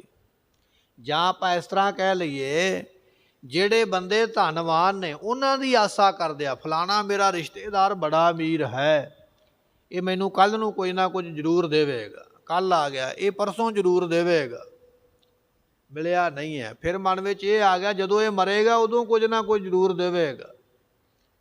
ਪਦਾਰਥਾਂ ਵਾਲਿਆਂ ਦੀ ਆਸਾ ਕਰਦਿਆਂ ਹੋਇਆ ਇਹ ਮਨੁੱਖ ਜਿਉਂਦਾ ਹੈ। ਜਿਵੇਂ ਸਰਕਾਰਾਂ ਲਾਰਾ ਲਾ ਦਿੰਦੀਆਂ ਨਾ, ਤੁਹਾਨੂੰ ਇੰਨਾ ਪੈਸਾ ਦਿਆਂਗੇ, ਤੁਹਾਨੂੰ ਆਹ ਸਕੀਮ ਦਿਆਂਗੇ। ਉਹ 5-7 ਸਾਲ ਉਹ ਸਕੀਮ ਦੇ ਵੱਲ ਹੀ ਉਡੀਕਦਾ ਰਹਿੰਦਾ ਵੀ ਮਿਲ ਜਾਏਗੀ, ਮਿਲਦੀ ਪਰ ਕੋਈ ਨਹੀਂ ਹੈ। ਸਤਿਗੁਰੂ ਕਹਿਣ ਲੱਗੇ ਜਿਹੜੇ ਆਸਾ ਵਾਲੇ ਨੇ, ਰਾਜੇ ਲੋਕ ਨੇ, ਮੰਤਰੀ ਲੋਕ ਨੇ, ਉਹਨਾਂ ਦੀ ਆਸਾ ਲਈ ਬੈਠਾ ਹੈ। ਇੱਥੋਂ ਮੈਨੂੰ ਨੌਕਰੀ ਮਿਲ ਜਾਏਗੀ, ਇੱਥੋਂ ਮੈਨੂੰ ਗ੍ਰਾਂਟ ਮਿਲ ਜਾਏਗੀ, ਇੱਥੋਂ ਮੈਨੂੰ ਕੋਈ ਨਾ ਕੋਈ ਸੁੱਖ ਸੁਵਿਧਾ ਮਿਲੇਗੀ। ਆਸਾ ਕਰਦਿਆਂ ਉਮਰਾਂ ਲੰਘਦੀ ਜਾਂਦੀ ਹੈ। ਦੁੱਖ ਰਹਿਣ ਵੇ ਵਿਹਾਣੀਆਂ। ਇਹ ਭਾਈ ਇਸ ਦੀ ਜਿਹੜੀ ਉਮਰਾਂ ਰੂਪੀ ਰਾਤ ਹੈ, ਅਵਸਥਾ ਰੂਪੀ ਰਾਤ ਦੁੱਖਾਂ ਵਿੱਚ ਬਤੀਤ ਹੁੰਦੀ ਹੈ, ਟਕਾ ਨਹੀਂ ਆਉਂਦਾ ਹੈ। ਗੁਰ ਪਾਇਆ ਵੇ ਸੰਤ ਜਨੋ, ਮਨ ਆਸ ਪੂਰੀ ਹਰ ਚੌਦਿਆ। ਇਹ ਭਾਈ ਜਿਸ ਵੇਲੇ ਪੂਰਾ ਗੁਰੂ ਪਾ ਲਿਆ ਨਾ, ਪੂਰੇ ਗੁਰੂ ਨੂੰ ਮਿਲਦਿਆਂ ਹਰੀ ਪ੍ਰਮਾਤਮਾ ਦਾ ਨਾਮ ਉਚਾਰਦਿਆਂ, ਚੌਦਿਆਂ ਤੋਂ ਭਾਵ ਹੁੰਦਾ ਨਾਮ ਦਾ ਉਚਾਰਨਾ, ਨਾਮ ਦਾ ਜਪਣਾ। ਜਦੋਂ ਪੂਰੇ ਗੁਰੂ ਨੂੰ ਪਾਇਆ, ਫਿਰ ਨਾਮ ਨੂੰ ਜਪਿਆ, ਤੇ ਸਤਿਗੁਰਾਂ ਨੇ ਕੀ ਕੀਤੀ? ਮਨ ਆਸ ਪੂਰੀ, ਮਨ ਦੀ ਆਸਾ ਮਹਾਰਾਜ ਨੇ ਪੂਰੀ ਕਰ ਦਿੱਤੀ। ਜਿਹੜੀ ਲੋਕਾਂ ਤੋਂ ਆਸ ਲਾਈ ਸੀ ਨਾ ਕਿ ਫਲਾਣਾ ਬੰਦਾ ਇਹ ਦੇਵੇਗਾ, ਫਲਾਣੇ ਕੋਲੋਂ ਆ ਮਿਲੇਗਾ, ਜਾਂ ਮੈਂ ਕੱਲ੍ਹ ਨੂੰ ਇਹ ਕਰਾਂਗਾ, ਪਰਸੋਂ ਮੈਂ ਇਹ ਕਰ ਲਵਾਂਗਾ, ਹੋਇਆ ਤੇ ਕੁਝ ਵੀ ਨਹੀਂ ਆਸ ਕਰਦਿਆਂ। ਪਰ ਜੇ ਤੂੰ ਉਹੀ ਆਸ ਕਿਤੇ ਨਾਮ ਜਪਿਆ ਹੁੰਦਾ ਨਾ, ਤੇ ਤੇਰੇ ਗੁਰੂ ਨੇ ਤੈਨੂੰ ਕਿਸੇ ਦਾ ਮੁਸਾਜ ਨਹੀਂ ਸੀ ਰਹਿਣ ਦੇਣਾ। ਮਾਨੋ ਕੀ ਟੇਕ ਬਿਰਥੀ ਸਭ ਜਾਨ, ਤੈਨੂੰ ਮੁਸਾਜ ਨਹੀਂ ਸੀ ਹੋਣ ਦੇਣਾ, ਤੈਨੂੰ ਉਹਨਾਂ ਨੇ ਆਪ ਬਖਸ਼ਿਸ਼ ਕਰ ਦੇਣੀ। ਸਤਿਗੁਰੂ ਆਪ ਆਸਾਂ ਪੂਰੀਆਂ ਕਰ ਦਿੰਦੇ ਹਨ। ਨਾਨਕ ਪ੍ਰਭ ਦੇਹੋ ਮਤੀ, ਛੱਡ ਆਸਾ ਨਿਤ ਸੁਖ ਸੌਂਦਿਆ। ਸਤਿਗੁਰਾਂ ਦੇ ਅੱਗੇ ਬੇਨਤੀ ਕਰ, ਮਹਾਰਾਜ ਮੈਨੂੰ ਸ਼ੁਭ ਮਤੀ ਦੇਣਾ ਕਰੋ, ਸ੍ਰੇਸ਼ਟ ਮਤ ਦੇ ਦਿਓ, ਜਿਸ ਕਰਕੇ ਮੈਂ ਆਸਾ ਨੂੰ ਛੱਡ ਕੇ ਨਾਮ ਜਪ ਕੇ ਸੁੱਖਾਂ ਦੇ ਵਿੱਚ ਸੌਣਾ ਕਰਾਂ। ਸਾ ਧਨ ਆਸਾ ਚਿਤ ਕਰੇ ਰਾਮ ਰਾਜਿਆ, ਹਰ ਪ੍ਰਭ ਸੇਜੜੀਏ ਆਈ। ਮਹਾਰਾਜ ਕਹਿਣ ਲੱਗੇ ਰਾਮ ਰਾਜਿਆ, ਹੇ ਭਾਈ ਸਾ ਧਨ, ਇਹ ਜਿਹੜੀ ਜੀਵ ਰੂਪ ਇਸਤਰੀ ਹੈ, ਆਸਾ ਚਿੱਤ ਕਰੇ। ਜੀਵ ਰੂਪ ਇਸਤਰੀ ਆਪਣੇ ਮਨ ਦੇ ਵਿੱਚ ਪ੍ਰਮਾਤਮਾ ਦੀ ਆਸਾ ਕਰਦੀ ਹੈ ਕਿ ਪ੍ਰਮਾਤਮਾ ਮੈਨੂੰ ਮਿਲੇ। ਹਰ ਪ੍ਰਭ ਸੇਜੜੀ ਹੈ ਆਈ, ਉਹ ਜਿਹੜਾ ਪ੍ਰਮਾਤਮਾ ਹੈ ਫਿਰ ਅੰਤਹਿਕਰਨ ਰੂਪੀ ਸੇਜਾ ਵਿੱਚ ਆਉਂਦਾ ਹੈ। ਜਦੋਂ ਆਪਾਂ ਉਹਦੀ ਆਸ ਹੀ ਨਹੀਂ ਕਰਾਂਗੇ ਵੀ ਰੱਬ ਮੈਨੂੰ ਮਿਲੇ, ਫਿਰ ਰੱਬ ਮਿਲੇਗਾ ਕਿਵੇਂ? ਰੱਬ ਦੀ ਆਸ ਕਰਾਂਗੇ ਮਿਲੇਗਾ ਉਹ ਤਾਂ। ਅਸੀਂ ਆਸ ਕਰਦੇ ਹਾਂ ਦੁਨੀਆ ਦੇ ਪਦਾਰਥ ਦੀ, ਵੀ ਆਹ ਵਸਤੂ ਮਿਲੇ। ਹੁਣ ਵਸਤੂ ਦੀ ਆਸ ਕੀਤੀ, ਵਸਤੂ ਮਿਲੇਗੀ। ਪਰਮਾਤਮਾ ਦੀ ਆਸ ਕਰਾਂਗੇ, ਪਰਮਾਤਮਾ ਤਾਂ ਮਿਲੇਗਾ। ਪਰ ਬਚਨ ਇਹ ਹੈ, ਦਾਤ ਪਿਆਰੀ ਵਿਸਰਿਆ ਦਾਤਾਰਾ। ਵਸਤੂ ਚੰਗੀ ਲੱਗਦੀ ਉਹ ਮਿਲ ਗਈ ਹੈ, ਦੇਣ ਵਾਲਾ ਚੰਗਾ ਨਹੀਂ ਲੱਗਾ ਉਹ ਮਿਲਿਆ ਨਹੀਂ ਹੈ। ਸਤਿਗੁਰੂ ਕਹਿਣ ਲੱਗੇ ਭਾਈ ਤੇਰੀ ਆਸਾ ਹੈ ਦੁਨੀਆ ਦੀਆਂ ਵਸਤੂਆਂ, ਉਹ ਤੈਨੂੰ ਮਿਲਦੀਆਂ ਪਈਆਂ। ਤੇਰੀ ਆਸਾ ਵੇ ਤੇ ਕਦੇ ਇਹ ਆਇਆ ਹੀ ਨਹੀਂ ਵੀ ਪਰਮਾਤਮਾ ਨੂੰ ਵੀ ਮਿਲਾਂ ਜਾਂ ਪਰਮਾਤਮਾ ਮੈਨੂੰ ਮਿਲੇ, ਕਦੇ ਆਇਆ ਹੀ ਨਹੀਂ। ਜਿੰਨਾ ਚਿਰ ਐਸੀ ਆਸ ਹੀ ਨਹੀਂ ਰੱਖੀ, ਪ੍ਰਾਪਤੀ ਕਿਵੇਂ ਹੋਵੇਗੀ? ਸਾਤਨ ਆਸਾ ਚਿੱਤ ਕਰੇ ਰਾਮ ਰਾਜਿਆ, ਹਰ ਪ੍ਰਭ ਸੇਜੜੀਆ ਆਈ। ਜਿਸ ਜੀਵ ਰੂਪ ਇਸਤਰੀ ਨੇ ਪ੍ਰਮਾਤਮਾ ਦੀ ਆਸ ਕੀਤੀ ਹੈ, ਉਸ ਦੀ ਅੰਤਹਿਕਰਨ ਸੇਜਾ ਦੇ ਉੱਪਰ ਭਾਵ ਕੇ ਹਿਰਦੇ ਵਿੱਚ ਪ੍ਰਮਾਤਮਾ ਮਿਲਦਾ ਹੈ। ਮੇਰਾ ਠਾਕੁਰ ਅਗਮ ਦਿਆਲ ਹੈ ਰਾਮ ਰਾਜਿਆ। ਉਹ ਪ੍ਰਮਾਤਮਾ ਮਨ ਦੀ ਗਮਤਾ ਤੋਂ ਪਰੇ ਤੇ ਸਦਾ ਦਿਆਲੂ ਕਰ ਹੈ। ਕਿਰਪਾ ਲਿਹੋ ਮਿਲਾਈ। ਆਪ ਹੀ ਕਿਰਪਾ ਕਰਕੇ ਆਪਣੇ ਨਾਲ ਮੇਲ ਲੈਂਦਾ ਹੈ। ਇਹ ਅਰਦਾਸ ਕਰਿਆ ਕਰ ਮਹਾਰਾਜ, ਇਹੀ ਅਰਦਾਸ ਹਮਾਰੀ ਸੁਆਮੀ ਵਿਸਰ ਨਾਹੀ ਪ੍ਰਭ ਦਾਤੇ। ਅਰਦਾਸ ਕਰਿਆ ਕਰ ਤੇ ਫਿਰ ਉਹ ਤੈਨੂੰ ਆਪਣੇ ਨਾਲ ਮਿਲਾ ਲੈਂਦਾ ਹੈ। ਮੇਰਾ ਮਨ ਤਾਂ ਲੋਚਾ ਗੁਰਮੁਖੇ RAM ਰਾਜਿਆ। ਸਤਿਗੁਰੂ ਕਹਿਣ ਲੱਗੇ, ਹੈ ਭਾਈ, ਜਿਨ੍ਹਾਂ ਦੇ ਮਨ ਦੇ ਵਿੱਚ, ਜਿਨ੍ਹਾਂ ਦੇ ਤਨ ਦੇ ਵਿੱਚ ਇਹ ਲੋਚਾ ਹੈ, ਲੋਚਾ ਕਹੀਏ, ਜਿਨ੍ਹਾਂ ਦੇ ਮਨ ਵਿੱਚ ਇਹ ਇੱਛਾ ਲੱਗੀ ਹੈ, ਹਰ ਸਰਦਾ ਸੇਜ ਵਿਛਾਈ। ਉਹਨਾਂ ਗੁਰਮੁਖਾਂ ਨੇ ਮੁਖੀ ਗੁਰਾਂ ਤੋਂ ਉਪਦੇਸ਼ ਲੈ ਕੇ ਹਰ ਸਰਦਾ ਸੇਜ ਵਿਛਾਈ। ਹਰੀ ਪ੍ਰਮਾਤਮਾ ਦੀ ਸੇਜਾ ਕੀ ਹੈ? ਸ਼ਰਧਾ। ਸ਼ਰਧਾ ਰੂਪੀ ਸੇਜਾ ਉਹਨਾਂ ਨੇ ਵਿਛਾਈ ਹੈ, ਕਿਉਂਕਿ ਸ਼ਰਧਾ ਨਾਲ ਹੀ ਉਹ ਪ੍ਰਾਪਤ ਹੁੰਦਾ ਹੈ। ਨਾਨਕ ਹਰ ਪ੍ਰਭ ਭਾਣੀਆਂ RAM ਰਾਜਿਆ। ਮਹਾਰਾਜ ਬਖਸ਼ਿਸ਼ ਕਰਦੇ, ਹੈ ਭਾਈ, ਜਿਹੜੀਆਂ ਜੀਵ ਰੂਪ ਇਸਤਰੀਆਂ ਪ੍ਰਮਾਤਮਾ ਨੂੰ ਭਾ ਜਾਂਦੀਆਂ ਹਨ, ਮਿਲਿਆ ਸਹਿਜ ਸੁਭਾਈ। ਉਹਨਾਂ ਨੂੰ ਸੁਭਾਵਕ ਹੀ ਉਹ ਆ ਕੇ ਮਿਲਦਾ ਸੁਤੇ ਸਿੱਧ ਹੀ। ਪ੍ਰਮਾਤਮਾ ਜਿਹੜਾ ਹੈ ਉਹ ਸੁਤੇ ਸਿੱਧ ਹੀ ਆ ਕੇ ਗੁਰਮੁਖਾਂ ਨੂੰ ਪ੍ਰਾਪਤ ਹੁੰਦਾ ਹੈ। ਇਕ ਸੇਜੈ ਹਰ ਪ੍ਰਭੂ RAM ਰਾਜਿਆ। ਹਰ ਦਸੇ ਹਰ ਮੇਲਈ। ਸਤਿਗੁਰੂ ਬਖਸ਼ਿਸ਼ ਕਰਦੇ, ਕਹਿਣ ਲੱਗੇ, RAM ਰਾਜਿਆ, ਹੈ ਭਾਈ, ਇੱਕ ਹੈ ਸੇਜੈ ਹਰ ਪ੍ਰਭੂ। ਉਹ ਜਿਹੜਾ ਪ੍ਰਮਾਤਮਾ ਹੈ ਉਹ ਤੇਰੇ ਅੰਤਹਿਕਰਨ ਰੂਪੀ ਸੇਜਾ ਦੇ ਉੱਪਰ ਹੀ ਹੈ, ਪਰ ਉਹਦੀ ਪ੍ਰਾਪਤੀ ਤਾਂ ਹੁੰਦੀ ਹੈ ਗੁਰ ਦੱਸੇ, ਜਿਸ ਇਸ ਭੇਦ ਨੂੰ ਗੁਰੂ ਦੱਸੇ ਤੇ। ਹੁਣ ਪ੍ਰਮਾਤਮਾ ਹੈ ਤੇ ਸਾਡੇ ਅੰਦਰ ਹੀ, ਬਾਹਰ ਕੋਈ ਨਹੀਂ ਹੈ, ਪਰ ਅੰਦਰ ਹੁੰਦਿਆਂ ਵੀ ਸਾਨੂੰ ਉਹ ਪ੍ਰਾਪਤ ਨਹੀਂ ਹੋ ਰਿਹਾ ਹੈ। ਪ੍ਰਾਪਤ ਤਾਂ ਨਹੀਂ ਹੋ ਰਿਹਾ ਕਿਉਂਕਿ ਸਾਨੂੰ ਉਹਦਾ ਭੇਦ ਨਹੀਂ ਪਤਾ ਹੈ। ਇਹ ਭੇਦ ਗੁਰੂ ਦੱਸੇਗਾ। ਗੁਰ ਦੱਸੇ, ਜਦੋਂ ਗੁਰੂ ਨੇ ਭੇਦ ਦੱਸ ਦਿੱਤਾ, ਹਰ ਮਿਲਾਈ, ਫਿਰ ਉਹ ਪ੍ਰਮਾਤਮਾ ਮਿਲਦਾ ਹੈ। ਮੈਂ ਮਨ ਤਨ ਪ੍ਰੇਮ ਬੈਰਾਗ ਹੈ RAM ਰਾਜਿਆ। ਮੇਰੇ ਮਨ ਦੇ ਵਿੱਚ, ਤਨ ਦੇ ਵਿੱਚ ਪ੍ਰੇਮ ਤੇ ਵਿਰਾਗ ਦੀ ਪ੍ਰਾਪਤੀ ਹੈ। ਗੁਰ ਮੇਲੇ ਕਿਰਪਾ ਕਰਈ। ਜੇ ਸਤਿਗੁਰੂ ਕਿਰਪਾ ਕਰਨ ਤੇ ਤਾਂ ਉਹ ਪ੍ਰਮਾਤਮਾ ਮਿਲਦਾ ਹੈ। ਗੁਰਮੁਖੋ ਬਚਨ ਸਤਿਗੁਰੂ ਜੀਆਂ ਦਾ ਕਿ ਕਿਰਪਾ ਬਿਨਾ ਪ੍ਰਾਪਤੀ ਨਹੀਂ ਹੈ। ਤਾਂ ਹੀ ਬਚਨ ਆਉਂਦਾ ਨਾ, ਇੱਕ ਓੰਕਾਰ ਸਤਿਗੁਰ ਪ੍ਰਸਾਦ। ਗੁਰੂ ਦੀ ਕਿਰਪਾ ਬਿਨਾ ਭਾਵੇਂ ਆਪਾਂ ਕਿੰਨੇ ਵੀ ਚੰਗੇ ਕਰਮ ਕਿਉਂ ਨਾ ਕਰਦੇ ਹੋਈਏ, ਕਰਮ ਜਿੰਨੇ ਮਰਜ਼ੀ ਚੰਗੇ ਕਰ ਲਾ, ਪਰ ਜਿੰਨਾ ਚਿਰ ਗੁਰੂ ਵਾਲਾ ਨਹੀਂ ਬਣਦਾ ਉਹਨਾਂ ਚਿਰ ਪਰਮਾਤਮਾ ਦੀ ਪ੍ਰਾਪਤੀ ਨਹੀਂ ਹੈ। ਪਰਮਾਤਮਾ ਉਦੋਂ ਹੀ ਮਿਲੇਗਾ ਜਦੋਂ ਗੁਰੂ ਵਾਲਾ ਬਣੇਗਾ। ਗੁਰੂ ਜਿੰਨਾ ਚਿਰ ਵਿਚੋਲਾ ਨਹੀਂ ਬਣਦਾ ਉਹਨਾਂ ਚਿਰ ਰੱਬ ਨਹੀਂ ਮਿਲਦਾ ਹੈ। ਗੁਰ ਵਿਟੋ ਕੋਲ ਕਮਾਇਆ RAM ਰਾਜਿਆ। ਇਸ ਕਰਕੇ ਹੈ ਭਾਈ, ਅਸੀਂ ਗੁਰੂ ਦੇ ਉੱਪਰੋਂ ਕੁਰਬਾਨ ਬਲਿਹਾਰ ਸਦਕੇ ਜਾਣਾ ਕਰੀਏ ਜੋ ਸਤਿਗੁਰ ਆਗੇ ਦੇਈ। ਅਤੇ ਆਪਣਾ ਇਹ ਜਿਹੜਾ ਜੀਉ ਹੈ, ਇਹ ਮਨ ਹੈ, ਇਹ ਗੁਰੂ ਨੂੰ ਭੇਟ ਕਰ ਦਈਏ, ਗੁਰੂ ਨੂੰ ਦੇ ਦੇਣਾ ਕਰੀਏ। ਗੁਰ ਤੁਠਾ ਜਿਉ RAM ਰਾਜਿਆ। ਜਨ ਨਾਨਕ ਹਰ ਮਿਲਈ। ਸਤਿਗੁਰੂ ਰਾਮਦਾਸ ਮਹਾਰਾਜ ਦੀ ਇਹ ਬਾਣੀ ਦੇ ਸ਼ਬਦ ਗੁਰਮੁਖੋ ਇੱਥੇ ਸੰਪੂਰਨ ਹੋਏ ਅਤੇ ਮਹਾਰਾਜ ਇਹ ਸ਼ਬਦ ਦੀ ਅਖੀਰਲੀ ਪੰਕਤੀ ਵਿੱਚ ਬਚਨ ਬਖਸ਼ਿਸ਼ ਕਰਦੇ, ਕਹਿਣ ਲੱਗੇ, ਗੁਰ ਤੁਠਾ ਹਰਿ ਜਿਉ RAM ਰਾਜਿਆ। ਹੈ ਭਾਈ, ਜਿਨ੍ਹਾਂ ਦੇ ਉੱਪਰ ਗੁਰੂ ਤਰੁੱਠ ਪਵੇ, ਪ੍ਰਸੰਨ ਹੋ ਜਾਵੇ, ਮਿਹਰਬਾਨ ਹੋ ਜਾਵੇ, ਜਿਹਦੇ ਉੱਪਰ ਗੁਰੂ ਖੁਸ਼ ਹੋ ਜਾਵੇ, ਜਨ ਨਾਨਕ ਹਰਿ ਮਿਲਈ, ਉਸ ਜੀਵ ਨੂੰ ਪ੍ਰਮਾਤਮਾ ਨਾਲ ਸਤਿਗੁਰੂ ਮਿਲਾ ਦਿੰਦੇ। ਉਸ ਜੀਵ ਨੂੰ ਪ੍ਰਮਾਤਮਾ ਮਿਲ ਪੈਂਦਾ ਹੈ, ਪਰ ਮਿਲਦਾ ਕਿਹਨੂੰ ਹੈ? ਗੁਰ ਤੁਠਾ, ਜਿਹਦੇ ਉੱਪਰ ਗੁਰੂ ਖੁਸ਼ ਹੋਵੇਗਾ, ਜਿਹੜਾ ਗੁਰੂ ਦੀ ਖੁਸ਼ੀ ਲਵੇਗਾ ਉਹਨੂੰ ਉਹ ਮਿਲੇਗਾ। ਉਹਦੀ ਪ੍ਰਾਪਤੀ ਤਾਂ ਹੋਵੇਗੀ, ਉਸ ਤਰ੍ਹਾਂ ਨਹੀਂ ਹੋ ਸਕਦੀ ਹੈ। ਗੁਰੂ ਖੁਸ਼ ਹੋ ਜਾਵੇ, ਪ੍ਰਮਾਤਮਾ ਤਾਂ ਮਿਲਦਾ ਹੈ। ਇਹ ਮਹਾਰਾਜ ਜੀਆਂ ਨੇ, ਗੁਰੂ ਰਾਮਦਾਸ ਪਾਤਸ਼ਾਹ ਨੇ ਸ਼ਬਦ ਸੰਪੂਰਨ ਕੀਤਾ। ਇੱਥੇ ਮਹਾਰਾਜ ਜੀ ਗੁਰੂ ਰਾਮਦਾਸ ਪਾਤਸ਼ਾਹ ਦੇ ਸ਼ਬਦ ਸੰਪੂਰਨ ਹੋਏ। ਹੁਣ ਗੁਰੂ ਅਰਜਨ ਦੇਵ ਪਾਤਸ਼ਾਹ ਦੀ ਬਾਣੀ ਅੱਗੇ ਆਪਾਂ ਸ਼ੁਰੂ ਕਰਾਂਗੇ। ਸਮੇਂ ਦੀ ਸਮਾਪਤੀ, ਭੁੱਲਾਂ ਦੀ ਮੁਆਫੀ ਦਿਓ ਸੱਜਣਾ ਸੀਸਣੀਆਂ, ਜੋ ਵੈ ਸਾਹਿਬ ਸਿਓ ਮੇਲ। ਗੁਰ ਵਿਟੋ ਕੋਲ ਕਮਾਇਆ RAM ਰਾਜਿਆ। ਜਿਉ ਸਤਿਗੁਰ ਆਗੇ ਦੇਈ। ਗੁਰ ਤੁਠਾ ਜਿਉ RAM ਰਾਜਿਆ। ਜਨ ਨਾਨਕ ਹਰ ਮਿਲਈ। ਵਾਹਿਗੁਰੂ ਜੀ ਕਾ ਖਾਲਸਾ, ਵਾਹਿਗੁਰੂ ਜੀ ਕੀ ਫਤਿਹ। ਸਤਿਗੁਰਾਂ ਦੀ ਸਾਜੀ ਨਵਾਜੀ ਗੁਰੂ ਕੀ ਸੰਗਤ, 28 ਅਗਸਤ ਨੂੰ ਗੁਰੂ ਗ੍ਰੰਥ ਸਾਹਿਬ ਪਾਤਸ਼ਾਹ ਜੀਆਂ ਦਾ ਪਹਿਲਾ ਪ੍ਰਕਾਸ਼ ਦਿਹਾੜਾ ਪ੍ਰਾਪਤ ਹੋ ਰਿਹਾ ਹੈ। ਸੋ 26 ਤਰੀਕ ਨੂੰ ਆਪਣੇ ਇਸ ਸਥਾਨ 'ਤੇ ਸ੍ਰੀ ਅਖੰਡ ਪਾਠ ਸਾਹਿਬ ਜੀ ਪ੍ਰਾਰੰਭ ਹੋਣਗੇ ਆਪਣੇ ਇਸ ਮੁੱਖ ਹਾਲ ਦੇ ਵਿੱਚ। 27 ਤਰੀਕ ਨੂੰ ਸੋ ਸਵੇਰੇ 9:30 ਵਜੇ ਨਿਸ਼ਾਨ ਸਾਹਿਬ ਦੇ ਚੋਲਾ ਸਾਹਿਬ ਦੀ ਸੇਵਾ ਹੋਵੇਗੀ ਅਤੇ 28 ਤਰੀਕ ਨੂੰ ਅਖੰਡ ਪਾਠ ਸਾਹਿਬ ਜੀਆਂ ਦੇ ਭੋਗ ਤੋਂ ਉਪਰੰਤ ਦੀਵਾਨ ਸਜਣਗੇ। ਆਪ ਸੰਗਤਾਂ ਵਾਸਤੇ ਲੰਗਰ ਪ੍ਰਸਾਦੇ ਵੀ ਤਿਆਰ ਹੋਣਗੇ। ਸੋ ਬੇਨਤੀ ਹੈ ਕਿ ਤਿੰਨੋਂ ਦਿਨ ਆਪ ਸੰਗਤਾਂ ਨੇ ਵੱਧ ਤੋਂ ਵੱਧ ਹਾਜ਼ਰੀਆਂ ਭਰ ਕੇ ਗੁਰਬਾਣੀ ਸਰਵਣ ਕਰਕੇ ਲਾਹੇ ਪ੍ਰਾਪਤ ਕਰਨੇ।